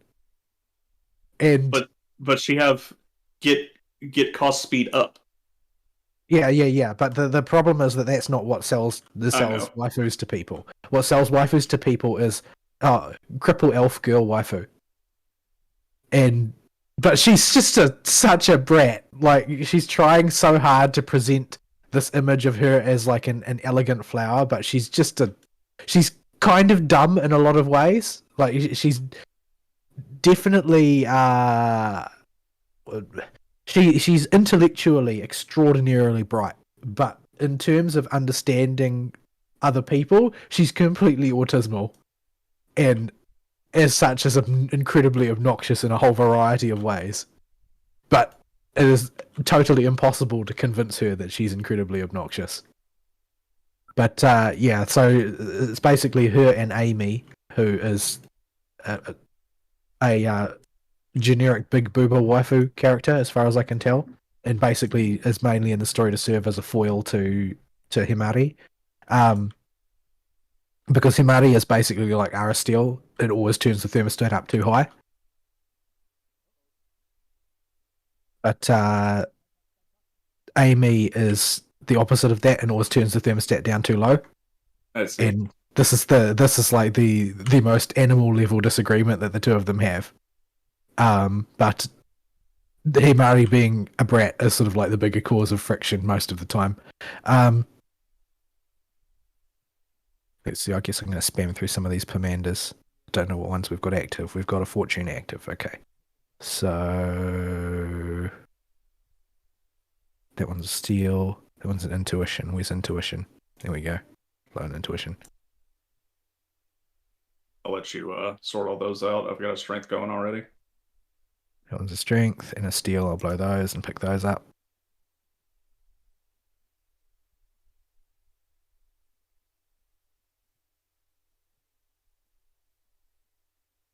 There's another Strength. Burn strong.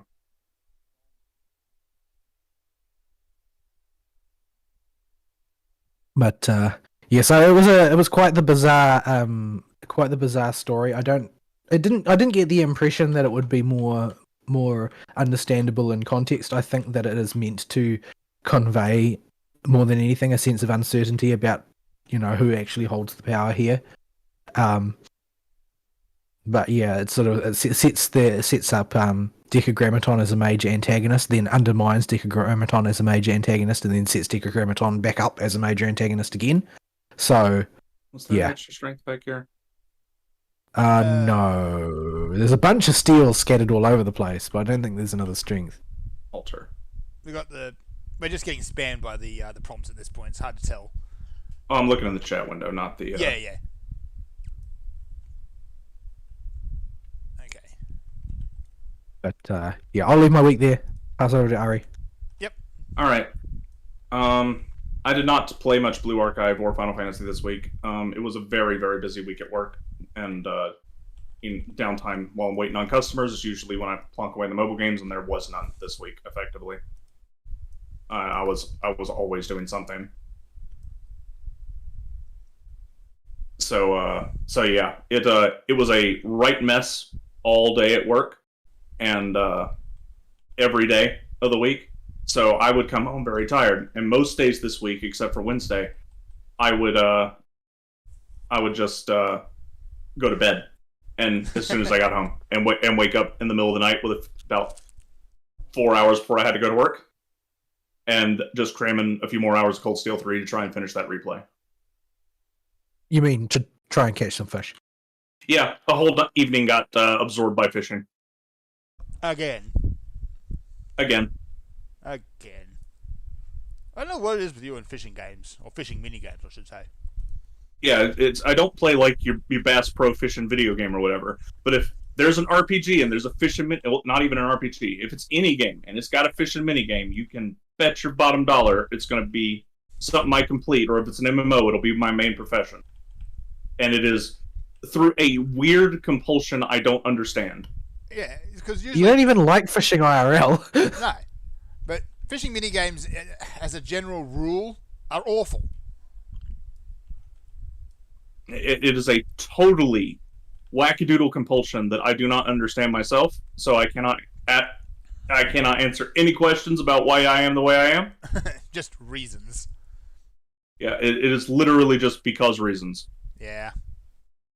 And yeah, so I lost the evening to that, and it always starts the same way, right? The fishing mini game will give you some kind of reward, or it'll have a chance to give you a reward. It's like, oh, I could go in the dungeon now, but I'm just need a few more U materials, and the crabs drop those. I can go fish a few more of those. Oh well, now I've almost got all the fish from this pond.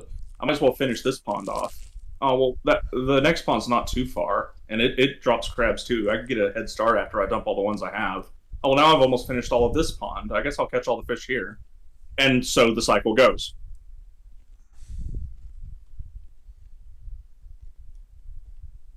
Fern, where you at? I went walkabouts to get the cash, the hoard. Oh, okay. But yeah, and that's how fishing mini games go. So that ate an evening, and I managed to get the full trophy completion list. So the checklist was good. I used it wasn't a checklist; it was a full guide. I used the Neo Seeker guide, and it was good. It got me everything, got me my trophy, and for doing everything, and did a super 6 times speed playthrough on Nightmare mode, with everything carried over just for that Chivo. Because I've already done all this once on the PlayStation 4, so I don't have any qualms with using a guide and speed moding my way through it. I just wanted to see the story again. Yep. And to get ready for Reverie and to see what new stuff comes in now that I've played the Crossbow games.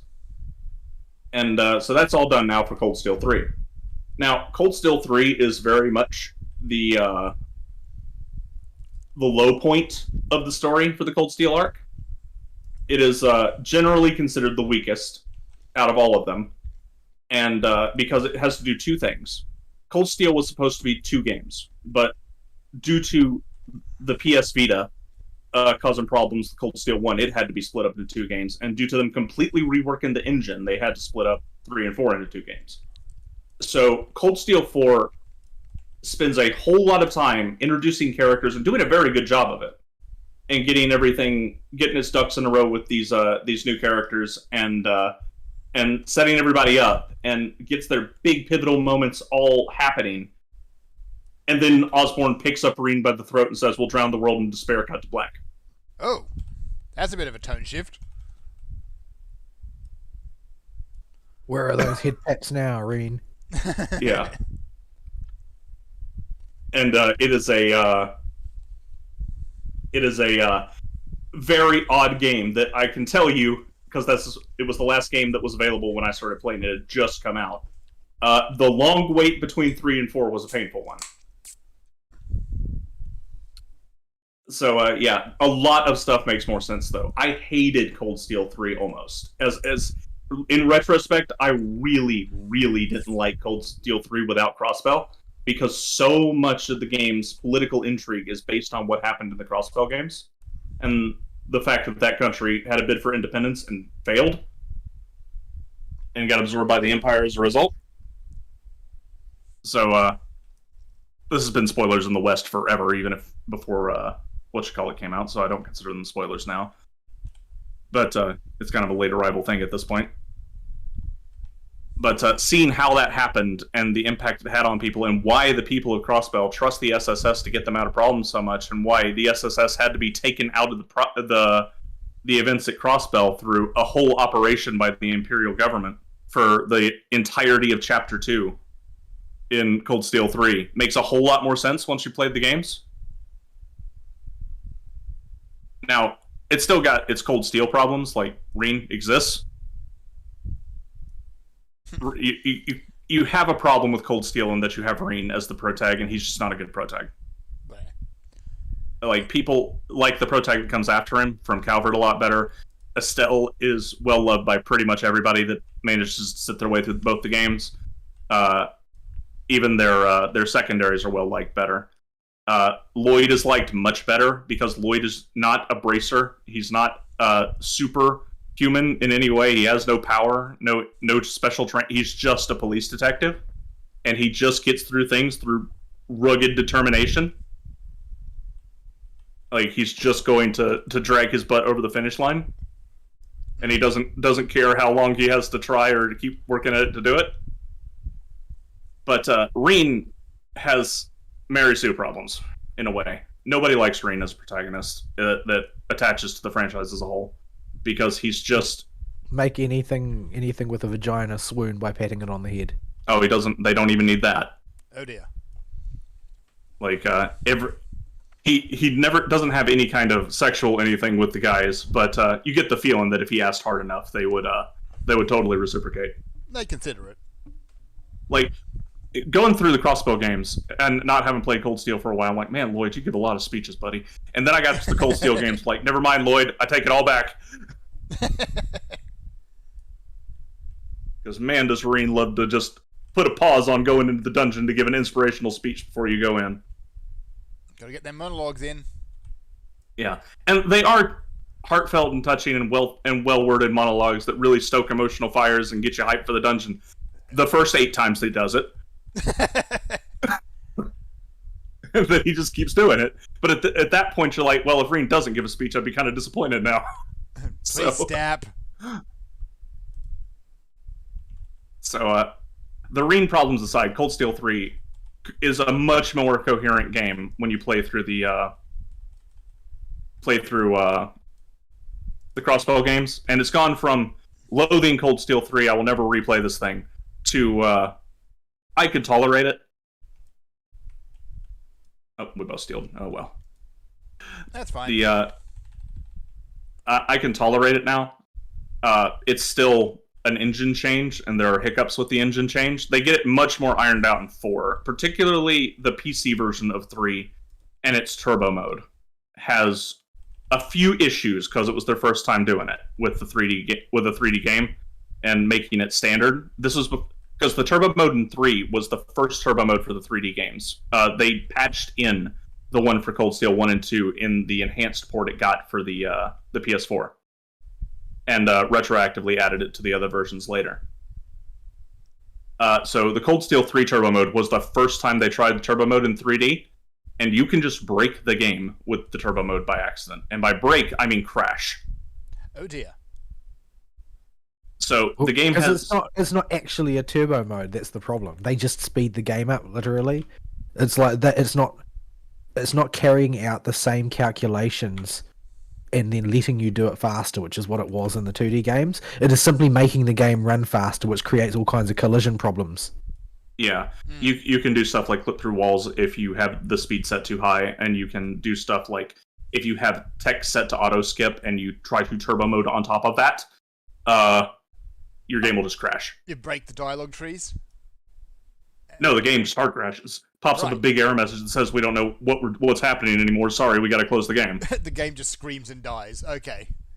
Yeah, so there are technical issues with Cold Steel 3 that are a product of it being Cold Steel 3 and then the wacky place in development.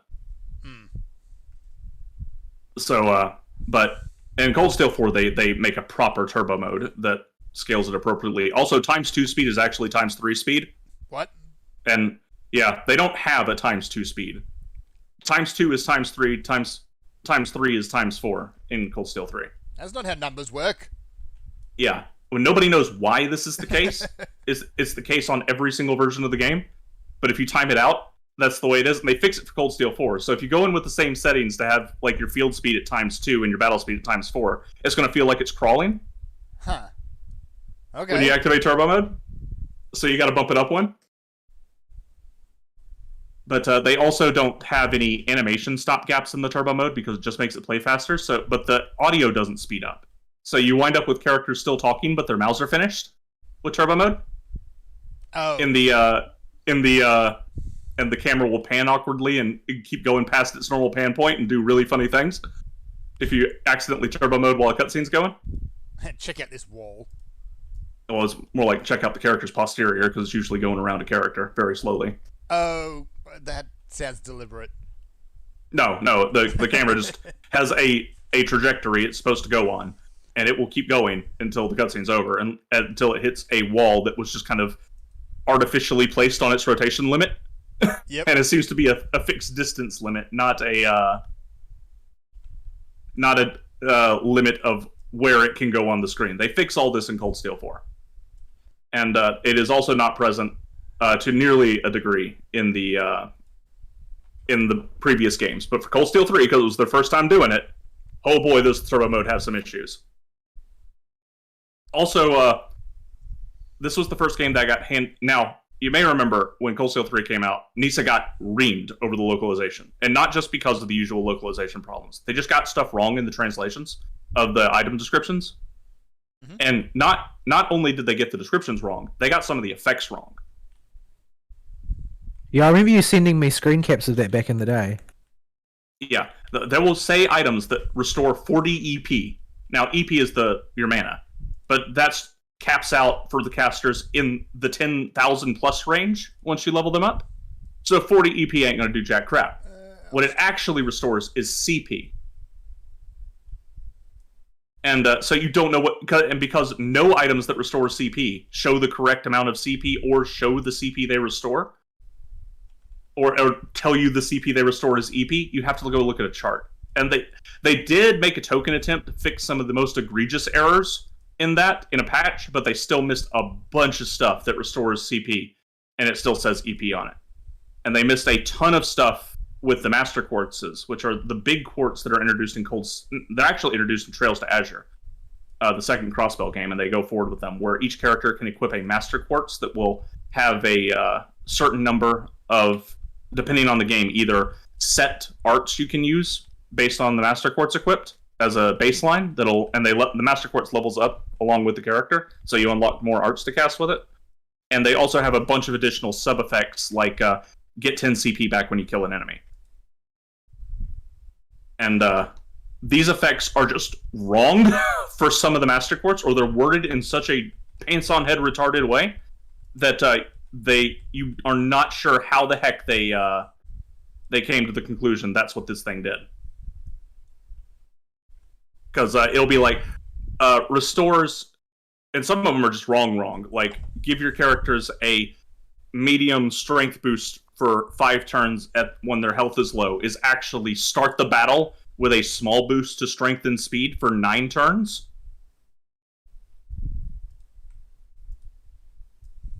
It's really effed up. So, there's a lot of barriers to play in Cold Steel 3. And, but it is a much better experience being able to just sit back and enjoy the narrative for it, and just take the gameplay stuff as its weird, wacky place in development history for that series. Mm-hmm. instead of trying to, go into it semi-blind like I was last time and getting whacked in the face by all this stuff. Now that I know it's there, I know it's a quirk of the development. I know it does get fixed because the sequel's out. A lot of worry and problems I had with the game get toned down quite a bit, and it makes it much more palatable. And the story itself making sense helps a lot too. So finish that and moving on to Cold Steel 4. I haven't done anything in Cold Steel 4 besides set up the options menu and controller configuration and load up the prologue to save my game. But yeah, that replay's chugging along. It has taken a very long time for me to go through, even on a Super Turbo mode playthrough, because I just don't have any time right now. I'm very busy. I want to be able to sit down and marathon the games and get them done like I could, like do, when I was in college, I could do like a chapter a day or something. But I need you to diagnose my pump. I gave you the best I could. Yeah. Yeah. Yeah, but this pump doesn't stand up when you put diapers in it. What? Well, he's talking about an autoclave pump, which is I know a little bit about, but it's outside my specialty. It's by the looks of it, it's a reciprocating piston pump. Yeah. I was more referring to people just flushing stupid things down toilets, but anyway. Oh yeah, that's some pumps. That is my specialty. Yes. But yeah. Someone actually managing to flush a diaper would be quite impressive, actually. You mainly use centrifugal pumps, right? We use submersible pumps. No, but I mean in terms of action. They are. We just call them sumps, but centrifugal is a different category. We do mess with them a little bit, but they're not. There's basically two kinds of pumps, generally speaking: positive displacement and everything that's not positive displacement. So a low pump is a positive displacement pump. A reciprocating pump is a positive displacement pump. And they're basically, a positive displacement pump is where there is nowhere for the water to go but forward, right? So a centrifugal pump is not a positive displacement pump because the impeller can spin as much as it likes, regardless of whether there's anywhere for the water to go, because the water can just go in a circle if there's nowhere for it to go. Yeah, we do have a pump line of centrifugal pumps like that, but most of our sumps we sell are positive displacement. They send it to an outflow somewhere else, and that's the only direction it's going to send it. And it's going to go either into whatever receptacle is ready for it to hold it, the water, to be reused by something else there, or it's going to send it away into the sewer system or the septic tank or whatever's there for that area. But yeah, what was that thing with work? The reason I'm busy with work is we got a phone call for a major job. And I have been trying very hard to get this job ever since I heard about it this week, because it is it's a bugbear of a job, but it's huge, and they want all the bells and whistles and stainless steel crap on everything, and it's an FDA job, which means the government money. Your eyes just light up with dollar signs anytime anybody asks for stainless steel. Oh yeah, they do. And they also light up with dollar signs whenever the government's involved, and this one has both. Ka-ching! Yeah, it's like, oh, I'm going to be eating good tonight. I have been... This one also has another rep that helped engineer it, and he wants spec credit for it. And so I can't really contest that, because he did help engineer the thing, and he did spec it out for these people. So I didn't have to do any of the specking for it. He is being a pain with... trying to make sure he stays involved so we don't not give him his spec credit. And I can understand that to a degree. I wouldn't trust other people either, but my dude, you're just driving me nuts. What is that worth to him? 1/3 of our profit. Oh. That much. Yeah, it's a huge amount. So I get it. I get this was a pain in the rear to spec out and you want your cut. I got you. I am probably the one person that you can be sure will honor that deal. But I can also totally I can even understand why you're being such a butt about it. But boy, is he driving me nuts. Well, I mean, if those those assholes you're always fighting with one county over get the job, then Oh, if that, he'll know what it's like to be stiffed. yeah, he's out. His territory is in Tennessee normally, and the reason we have to do all the work on the job is because we're the North Georgia rep. So that's our territory, is North Georgia and a little bit of South Carolina. And yeah, he's right next door to these other idiots as well. And if they get it, it'll be very easy to convince him to help us turf these people completely out of the market. I want these people to not make a single sale for the for a while if I can help it. If they jack this job. We just got 2 intuitions on one floor. Damn. Yeah, happens all the time. But yeah. So that's been going on, and I've been trying to get this project put together and sent out to the customer and deal with the guy that wants spec credit and deal with the opossum and not having an office all at the same time because they have just fixed the walls. That they're going to replace the floors soon. Oh, good. They'll be replacing the floors this coming week. They just replaced the walls. So yeah, that's also been a problem. So I just haven't had a whole lot of time to sit down and play my usual Vidya, other than get on and do a single player game at the early hours of the morning before work. It's not there. I'm too tired. Another rage here.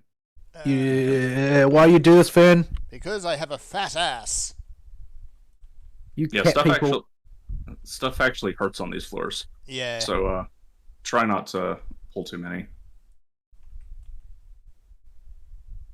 I'm glad we got a rage. This was an abilities disabled floor. I don't like that. Okay, where was that other rage? Back here. Back over there. I'll give you Peloton. Oh, I won't give you Peloton. We got abilities disabled. JK. You can sprint at least. Okay, grab it. What's that? That's another rage. Another rage or flight. Okay. Oh, don't pop it. We got him. Not while you're using a rage, no. I mean, I guess we could get chests from the kills, but But yeah, I've just been really busy at work, and so I have not had a whole lot of time. It's been one of those weeks. The one day I did have some time was Wednesday. I logged on, checked my retainers in Final Fantasy, got on Discord. Abo was working that day, and he was working late, so I didn't do anything with him. And, at least he's working now. Yeah. So I got on for a little bit then and just did my big play of Cold Steel 3 to wrap things up on that day, and then finished it off with the Nightmare Mode run later in the week. Yeah, and if you go at 6 times speed, you only need about 5 hours to go through the game. At that speed, yeah. Especially if you're not reading everything. And yeah, because I read it my first time through. And so your biggest obstacle is running into walls. Because you're going too fast. It also means you don't need to use any of the speed up on the field vehicles that they give you. Because you will go too fast. You will go Sonic speed. You're already zoomy as it is. Oh, Fern. Why are you like this, Fern? He died. Apparently I'm too slow pressing the button. You got Verez? I don't. Okay. What level do you get forgot. Verez? It's level 64. I forgot. I always forget. Oof. I'll get him. Why are you like this, Fern? Because snacks hate me, apparently. Had to kill Supposed to be our res bot. Had to kill a snack the IRL the other day, actually, so that's probably why. Yeah, their poison is the same debuff that each snake applies to you, but it has a different ID if it's a different snake that applies it, so you can get 2 stacks of it like that. Yeah. So you don't want to do that. Alright, shall we look at a bit of news then? Because there's no email What this have week. we got? There isn't a whole lot, because again, we're all in the pre fart sniffing presentations era. Yeah, I gotta be honest. I don't care all that much about whatever the heck that are gonna say at the announcements this year because nobody's put. I'm not hyped for anything really. Not really, Aside no. from Type Moon stuff, like nothing out there is like particularly interesting to me. The only thing I'm really keen on hearing about is the potential of a new Monster Hunter game. Yeah, well, and there's FF16, which will be coming out shortly, but I mean, it's always... FF games are such an unknown quantity. When I was back in high school, it was sort of like, oh, a new FF is coming out, it's guaranteed to be good. But after the sort of the 13 debacle, it was a little bit... Yeah, 13, then 15, and it's just like, Yeah, 13 and 15 really made it... Like, it can be hit or miss. It can be middle of the road. It's not going to be a banger. Now, this one, from all the pre-release stuff, they're either really good at marketing or this genuinely looks good. Vault, heal yourself. I know, I'm spamming, but there's a thing called the GCD. Yeah, actually, even 12 was divisive. So since 10, because 11 doesn't really count. Very rarely ran into anybody who was willing to say that 12 wasn't good. Everybody seemed to think it was great. I thought it was stunningly mediocre at best. It was fine. I think it would have been a lot better if Van wasn't in it. My problems were, like, most of my problems with the story were relatively mild. It was just that the story was bland. Yeah. I didn't like the gameplay and I didn't like the dungeons. And I think the main reason I didn't like the dungeons is that until FF12, I never even had a perception of Final Fantasy as really having dungeons. Like, dungeons were integrated with the story sufficiently well that I didn't feel like I'd gone on a dungeon delve. But they're so isolated and combat takes so long in that game. Yeah, it's just... You didn't feel like you were very involved, for starters, and the dungeons were very obviously discrete dungeons, which involved a whole bunch of, basically walking in circles. Faffing about, yes. I didn't like it. I didn't like it at all. And yeah, narratively, I'm going to put a big black mark next to Van because he doesn't do anything. Yeah, and eventually, it was also, like... I don't know about you guys, but I found relatively, like, by the time you're at about the midpoint of the game, you can essentially carry on a quickening chain almost indefinitely. Mm-hmm. And it becomes the optimal way to play the game because you can't be hurt and you can deal catastrophic amounts of damage. Yeah, it trivializes everything once you get the hang of that. Yeah, I forget the exact mechanics of that game. It's been a long time, yeah. But, yeah, that does sound familiar. Or something like that. Yes. Okay, well, now I know how to chain these basically endlessly. Now what? Yeah, it's like when you get it down to the point where your only move is limit break, then yeah. But at least in FF8, if you did that, you had to run the risk of the fact that you were one hit away from death all the time. You could chain your limit breaks forever, but if the opponent got a hit off, you'd just die. Yeah. Anyway. So, I'm hoping it's good. They've been making all the right noises. Yeah, but they always do. They're good at that. Well, 15 they didn't. Well, they made the best noises you could reasonably make, given what a mess that project was. Yeah. Like it was a development problem. It was a project management issue. It was not that any of the people coding it were bad or that the marketing was bad or anything like that. It was just a poorly run project. The project was basically doomed from the start, honestly, on that one. Well, yeah, because the manager was bad. There was nothing wrong with the concept. Yeah. The manager was terrible.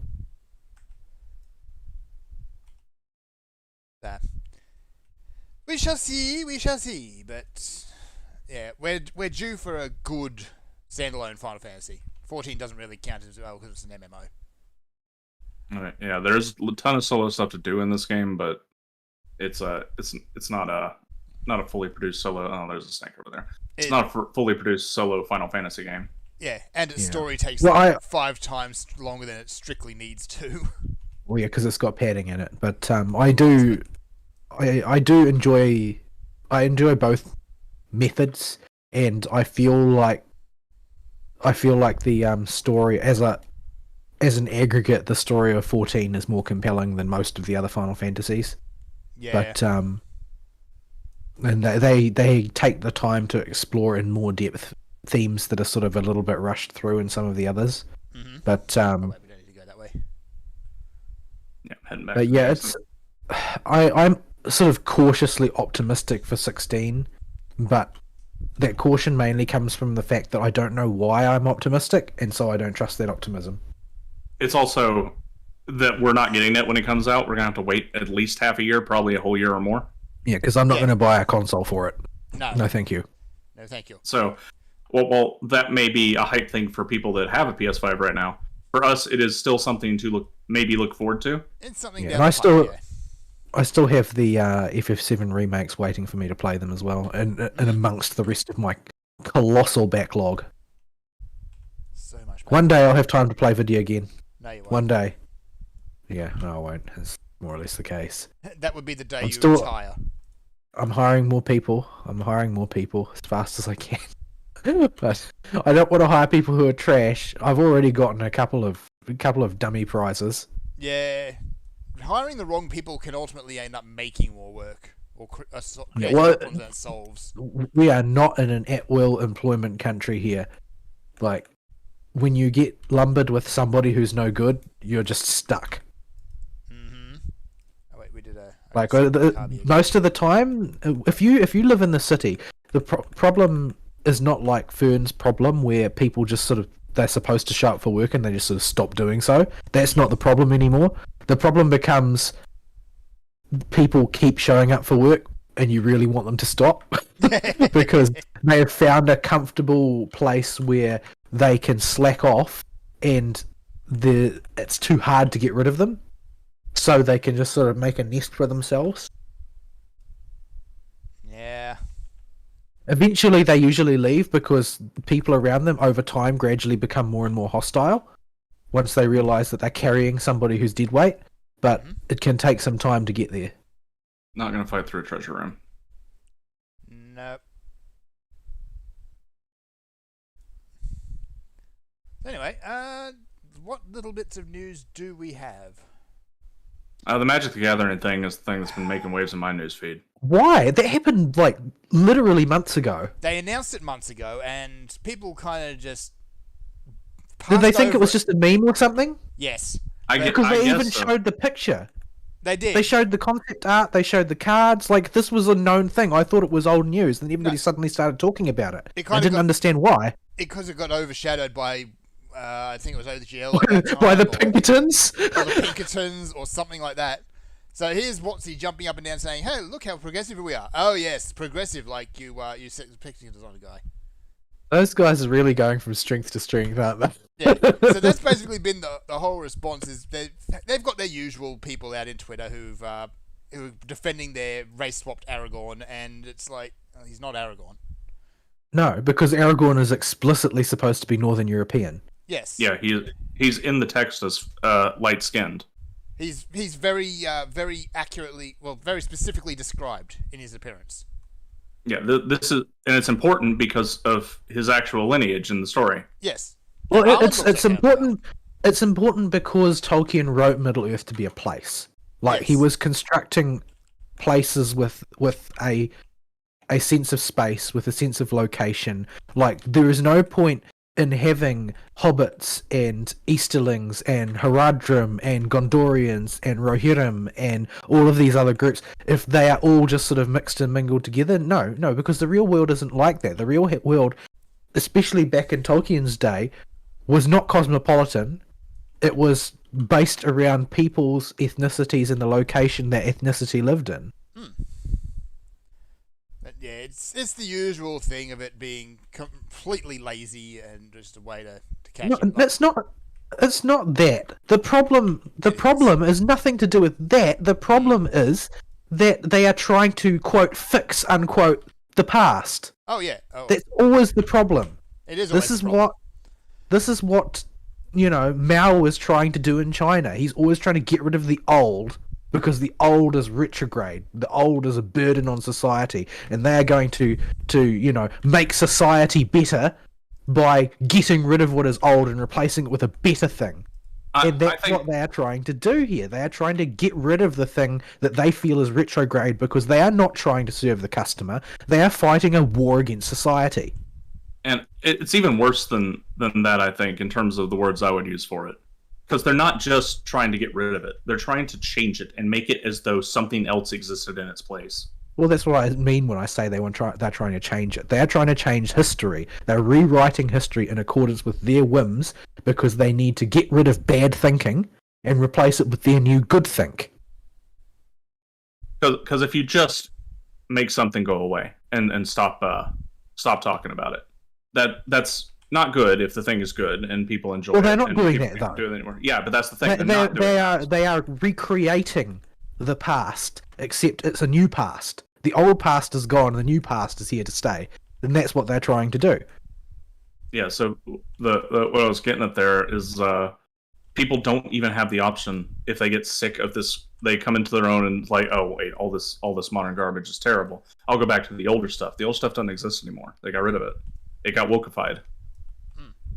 They did that with, or tried to do that with Roald Dahl, actually, and the rebellion, or the pushback on it was enormous. Although, yeah, and it didn't matter; it went through anyway. Yeah, though they have decided they're going to cash in on that, and they're going to release Roald Dahl Classic alongside it, and charge people more money for them. But that doesn't matter because what happened is that they were allowed to do it. Mm-hmm. Nobody stopped them. They did it anyway, and they will make money off it because there are more people who will buy the new version in order to support the new version than there are people who will buy a new edition of a story they already own to support the idea of not changing it. Like that entire thing is a total defeat for anybody who values reality because there was no consequence. No consequences were suffered by the people who basically committed a book burning in plain view. Yeah. They got rewarded for it. Yeah. And that's just how it goes because these structures are set up to accommodate that kind of thing. Like, this is not about, I'm very much in the minority on the whole Bud Light thing. I think that whole boycott is a categorical failure. Well, everybody says, "Oh, look how great it is. We took a scalp." No. You can't do that by stopping buying the product produced by one subsidiary company and buying the product that is produced by the other subsidiary company of the same business. That's not actually winning. It's just giving you the delusion that you made a difference. It's like those people who were boycotting M&Ms while munching on a Mars bar. Yeah, this doesn't make any sense. You've got to think about it harder than that. And plus, what happens? Let's say you actually manage to take a real scalp and somebody gets fired as a result of the boycott. You know what happens? They get made into a martyr and they get taken in at an even higher position somewhere else. Because that's the patronage structure. That's how it's designed. My big thing with like this. Yeah, my big thing with the Bud Light thing has been it's too early to call because of a thing like this. If they bounce back immediately from it and no lessons were learned, then you didn't win. No, they didn't. The thing is that they never took any hit to begin with. They didn't take any hit to begin with. All of the sales that were lost from Bud Light were made up by other beer products owned by the same people. No hit was taken. The individual business took a sales hit, but the investors are invested at a higher level. They don't see the individual business. There's nobody who has an investment in Bud Light. People have investments in the parent company. And the parent company didn't suffer any damage at all because a different product got bought instead. And this is the problem with these boycotts. And Wizards of the Coast is in the same sort of basket, really. Hasbro is not going to suffer anything if everybody decided to suddenly boycott over this desecration of Tolkien's legacy. It's not going to change anything. Even if they made a difference at the bottom line, they're still going to look for another consumer product to consume instead of Magic the Gathering. Not that you could get people to quit the cardboard crack anyway, but they would buy a different product, most likely one owned by Hasbro, because that's how this works. People always do this. They don't create their new thing to make popular and then that becomes the high status thing and consuming corporate product becomes the low status thing. That's not how people actually behave in practice. people will just, they will spend their money somewhere else and it'll go into the same coffers in the end. There is no danger, no hazard to behaving this way, no potential risk to waging this war against reality and rewriting the past to make sure that people don't engage in crime think and engage in right think instead. None of these people have the slightest interest in serving the customer because they don't have customers, they only have brand slaves.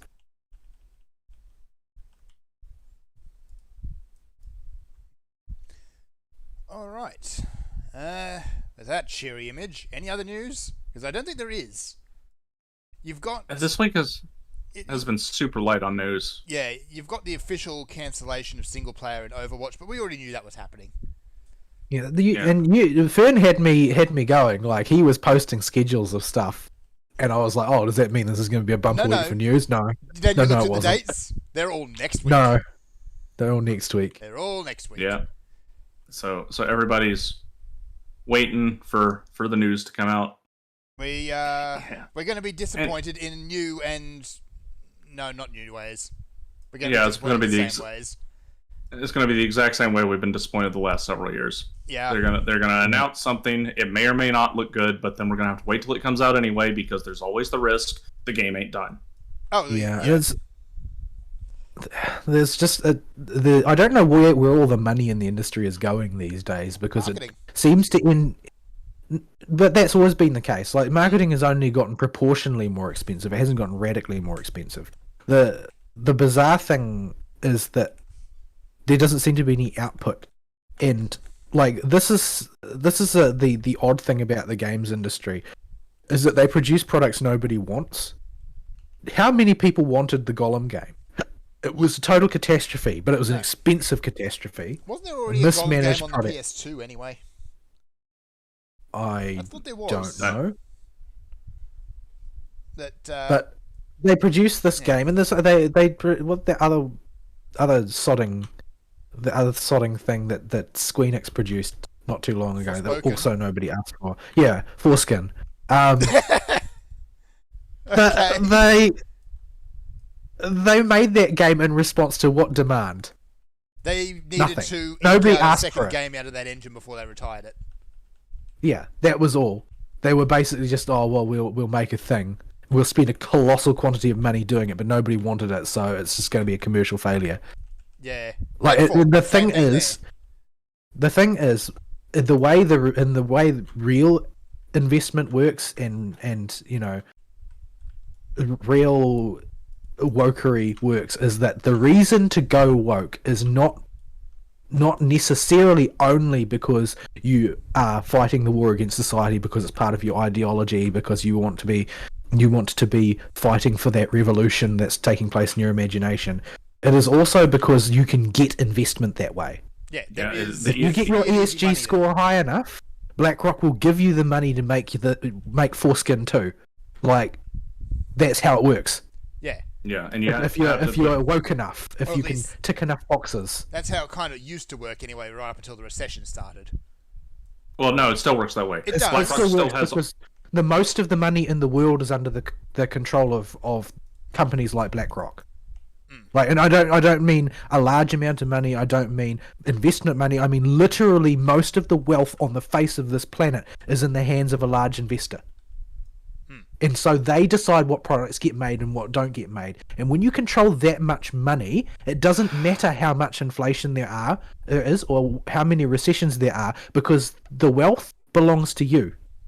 You can just power through it because you are that much wealthier than everybody else in a relative sense. In fact, it makes you more valuable because the individual power that the people at the smaller levels will have is diminished. But you already have effectively infinite money. So that's why the Bud Light thing happened. Because the demographic that they knew that they were going to upset has no political power and almost no financial power.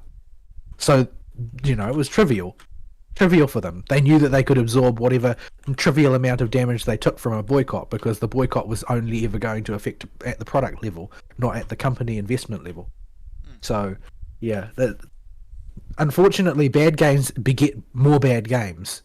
They don't beget a lesson learned and let's make a good game in future, which is the way you would hope the free market would work. But nobody lives in a free market. Everybody lives in BlackRock's planned economy, supported by their government, and the result is terrible video games. This is just one of the downstream results of socialism, is terrible video games. Because the video games are financed according to whether or not they uphold the right thing. Whether the company is a good company. They're not funded according to whether the company can turn a profit by making a good game. This is how you go from good Blizzard to bad Blizzard. Yeah, you'll notice none of the ESG requirements are make a good product. They are all meet quotas. And if most of your money comes from meet quotas, what incentive do you have to actually produce a good game? That takes work. That takes effort. That takes time and care and a genuine talent. Why do the thing is that they also aren't going to be interested in nurturing talented people to begin with, are they? Because they need to tick those boxes to get that investment. They need to have a certain amount of diversity in their staff. They don't want talented staff. They need to check the boxes because that's what will keep the investment coming. Yeah. And people will... You're not going to have the best talent working on the game because you care more about the diversity scores. See the recent kerfuffle with the RAF in England. And you're going to produce games of subpar quality because none of those things will be prioritized, even if you're a company that, well, especially if you're a company that just wants to cynically make money. In the current paradigm we have, it is a liability for you to waste a ton of effort and resources on producing a game that will, y'all can witch it if you have to. I can't find the witching button. There it is. I wasn't fast enough on the witching button. That's okay, only you died. Aww. Look at that. The guy with the res button died, so it's all good. Died, yeah. We should still have one Phoenix down if it falls. Oh, the Karen's up. Karen's up. Karen's up, yep. But yeah, Donut Room happened. Yeah. So, I totally forgot where I was going with this train. Yeah. But yeah, the point is that ESG bad, and if that's all companies need to do to see money come in and for the individuals of that company to continue to sustain themselves and have a livelihood, you're not going to see an improvement in video games, and they're only going to get worse the more prominent EGS gets. Because there's no reason for you to invest the resources and cultivate the skill to make a good video game. And when you start going down that rabbit hole, it is very easy to get people just locked into a complacency loop, and they have no incentive to come up with any good or new ideas. There's a whole lot of other things, if I wasn't trying to dodge stuff while paralyzed, I could probably think of to talk about, but we've said them all before in the past. Yeah, as far as consumer action goes, the only thing that you can do en masse is, play the good stuff and don't play the bad stuff. I mean, that's not going to dictate what the companies do. The companies are going to get funding to make bad games regardless. Buying lots of good games and not buying the bad games won't result in bad games not being played. Unfortunately, the market doesn't work like that anymore.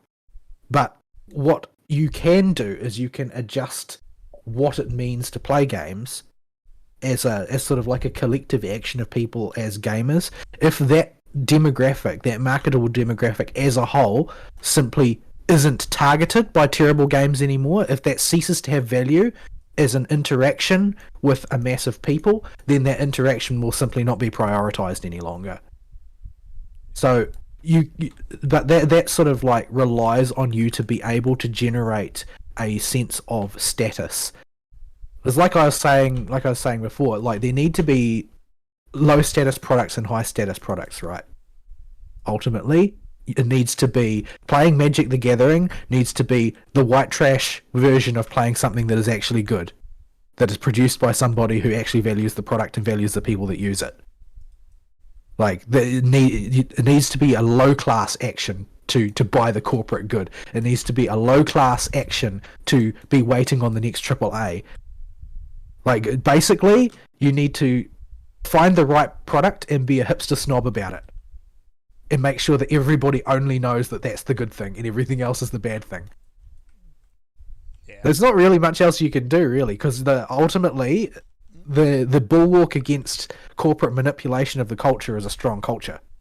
Yes. And gaming needs to rebuild that, because the weakness with gaming is, for everyone, is even if it pours more money into the market by becoming a larger marketable demographic, it does dilute what it means to be a gamer and gives you less capacity to be discriminating against products that are mediocre.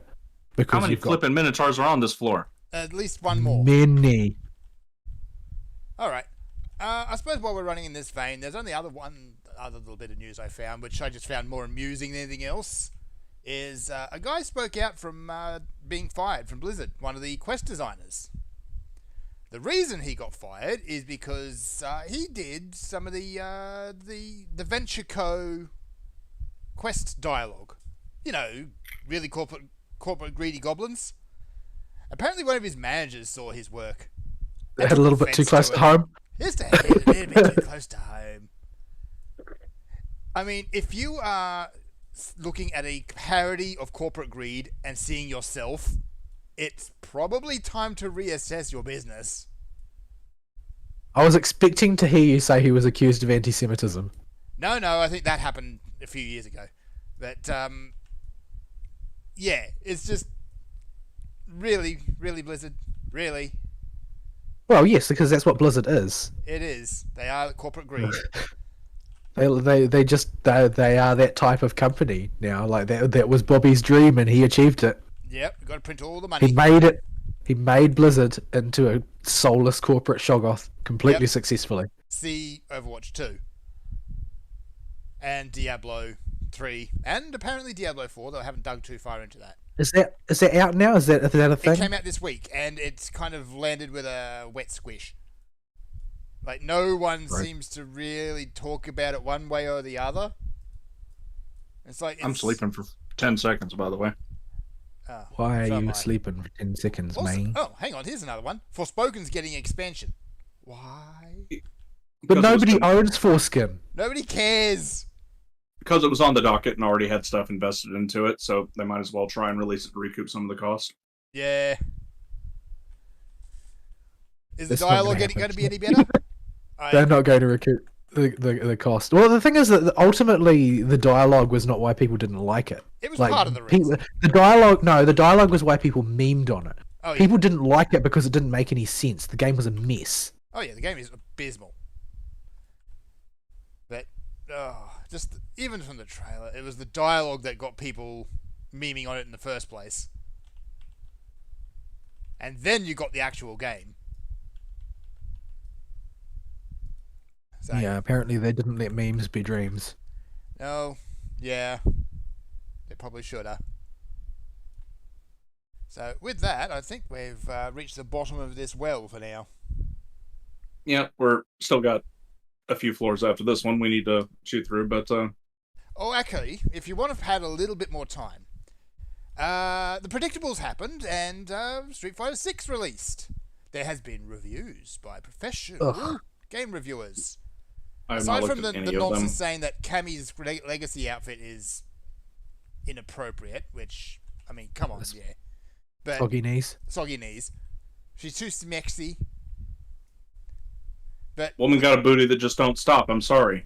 Yeah, and her new outfit is supposedly fresh and new, and for me it looks grey, pasty, and stale. Which is basically how I describe everything I've seen about Street Fighter, the new Street Fighter. Yeah. But the best articles will be the ones that have declared that Street Fighter 6 is too hard because they don't want to learn the game.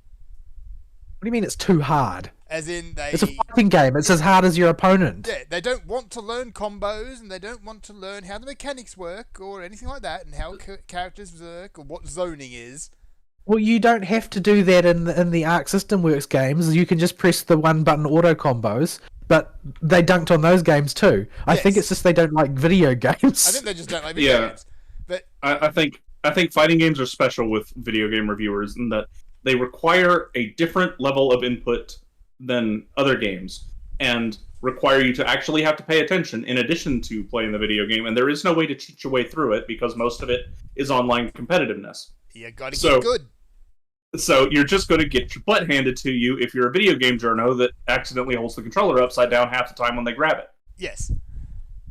So yeah, I just found that amusing as the usual suspects popped out and started crying because video game hard because I don't want to learn to play video game. Or what are mechanics?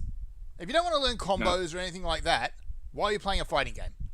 Well, even with Street Fighter, you don't have to learn combos with Street Fighter. Yeah. You can get away with just good fundamentals. My combo game is awful in Street Fighter. I'm a particularly bad player when it comes to coming up with combos on the fly, unless the game really leans into facilitating that kind of play. Like I'm pretty good with it in like the Grand Blue game, for instance, because it really leans into its ability to let you freeform combos. But in most games, my rank rising is done through just practicing good fundamentals, like how to space yourself properly, what normals to throw out where, when to try and pressure your opponent and get them stuck in a bad situation where they can't do anything. You can do all of that without using combos as a tool. Yeah. They help. Having combos to pull more damage, so you have to do it less times and become less predictable to your opponent, is only an advantage. But they suggesting practice to a games journalist would be like suggesting that they put full cream milk in their coffee instead of soy. Yeah. Yeah. Like, They would be disgusted by the very thought. Oh yeah. No, you have to learn even the basics of how the game works, like how to jump in a tutorial. Yeah, but I can get to silver or gold in Street Fighter without any combo game at all. Like or whatever the equivalents are in those games. It's not. Gold, yeah. It is not hard to get away with a flowchart in Street Fighter for any character. Flowchart Ken is your typical meme example, but honestly, I'm partially not going to play Street Fighter 6 because they not because of any of that garbage, but because they fired Ruben Langdon as the voice of Ken. Yeah, they did. Like, I'm sorry, but the only reason you're firing Ruben, because Ruben always does a good job, no matter what he's doing, and people love Ruben, is because you're hyper woke and you don't like that he has said things that are politically incorrect, and he's not on the right. He's just politically neutral and is more concerned about, snowboarding in dangerous countries and getting his car full of bullets. Well, you're sort of leaving the idea open that it would be okay to fire him if he was on the right. Yeah, so... But it's not. The fact is that they are doing that, trying to wage that social war again. Yeah. You follow them and their way of doing things, or you get the axe. They don't want the game to be good. They want it to serve their purposes. Yeah, and their purpose is to raise the ESG score. Ow! I ran the same path I did when I went in there. Yeah, I swear some of those traps just move until they're observed. Schrodinger's trap and all that. I've got a learning trap with 3 dudes chasing me, by the way. I'm coming to you guys. I wondered why nothing popped up on your status bar. Alright, hang on. Oh. Whoop. Why, you tornado?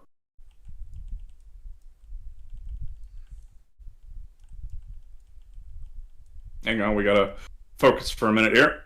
Yep, things are going bad. It's okay, we've almost got it cleaned out. Yep. Okay, there we go.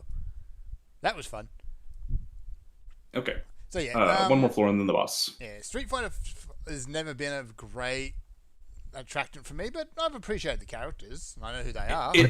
I don't like it. I think it's bland. I've never been a fan. It is. It's kind of like vanilla fighting game.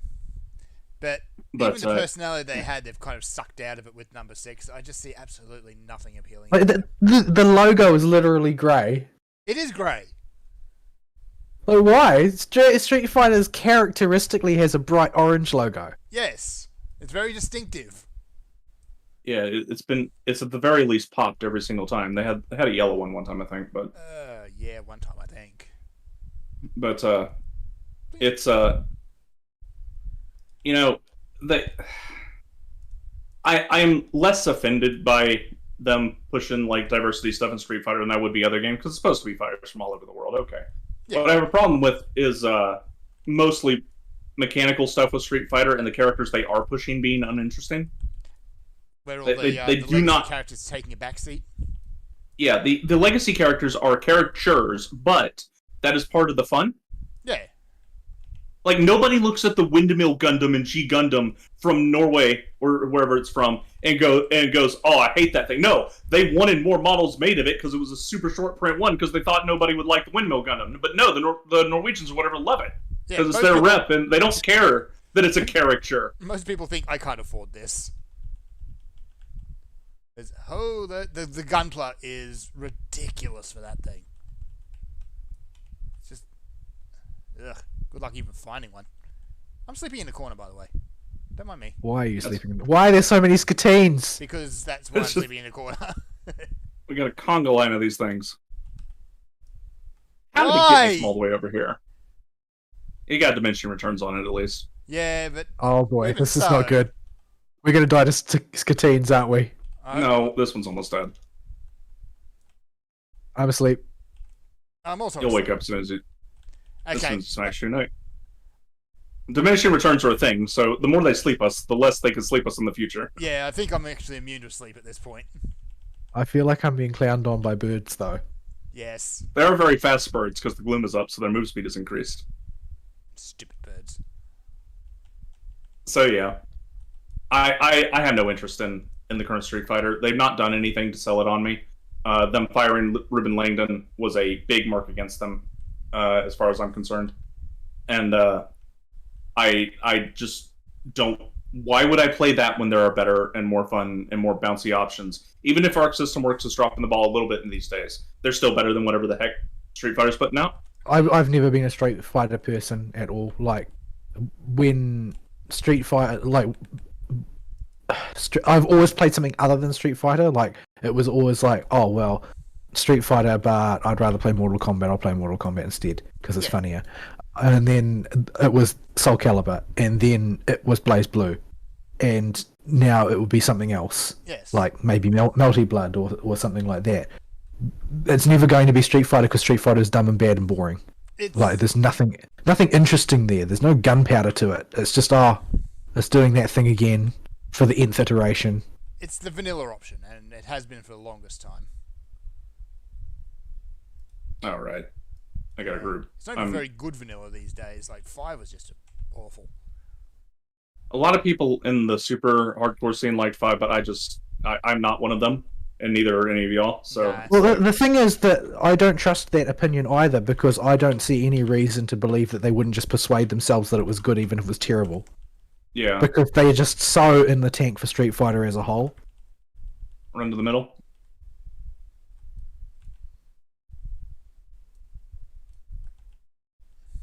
Donut. So yeah, that's basically it.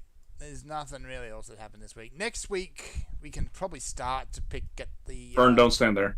Oh, Okay, we're good. It's not smack in the middle. sorry, you got plenty of room. But yeah, next week we'll have. Announcements and stuff.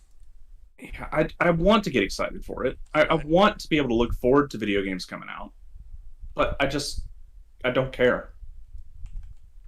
Well, the thing is that the games are not being made for you anymore. They're being made for investors. Why? Oh, you didn't get to the middle. I forgot to get to the middle. Trying to do too many things at once. Yeah, game. There are very few games these days that are made for gamers, and they usually require a big personality to make them for those gamers. I mean, that's sort of one of the reasons why I've become so invested in like franchise games, like for instance Fate games, right? Like they are unrepentantly cynical about making money for sure, but they are also designed specifically to cater to an unbelievably autistic fan base who are not going to brook any change to any fine detail. Yeah, I've started to become a franchise loyalist as well. Trails is on the brain right now, but that's written by the same writing team every single game, and they are just interested in telling their story. Like Falcom has always been struggling to keep profitability, so even when they do weird controversial changes like the bonding system, usually it's because they were actually genuinely wanted to try it, and are going to give it a serious try, even if they wind up just implementing a by the numbers bonding system or social link system. You can tell they at least tried to have an idea with it, because it's the same people still making the game and still writing it. Pet Simulator 2023. Yes. Yeah, and unless I'm already invested in a franchise now, you've got to do a lot to convince me to even give your game a look. I don't trust people. Did you get enough time on Artifacts? Yes, I'm up to 17. But I'm not going to turn them in until I've got something else ready to move up to that level. Yeah, so it's unfortunate that I've got to this point with games, and I'll see if anything catches my eye in the current releases. I'll give them all at least a cursory look, and flip through the videos. I may have my finger on the skip 5-second forward button for most of them, but in fact, I definitely will. Well, yeah, because there's inevitably going to be the usual like corporate faff. Look how good we are for in between all the game announcements, anyway. Yeah, and it's just I have no faith in the current games industry to produce a game that is meant for people that play games.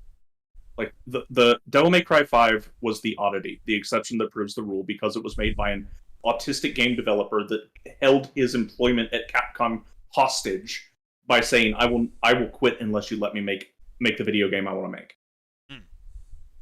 Like, that's the type of scenario we're at, where unless you have a rock star in your company that can pull that kind of weight and is willing to throw it around, there's a good chance that whatever game is coming out of your company, it's just going to be corporate gray paste. And even then, there is a good chance that the game ain't going to be finished. See, any AAA game released in the last maybe 4 or 5 years at this point. Yeah. Like, can I please get a video game that does not have a day one patch? Yeah. People meme on that, and they're like, "Oh, the day one patch, har har har." Oh, it's not that big of a deal. Yeah, it is. Yoshi P said there wasn't going to be one for FF16, didn't he?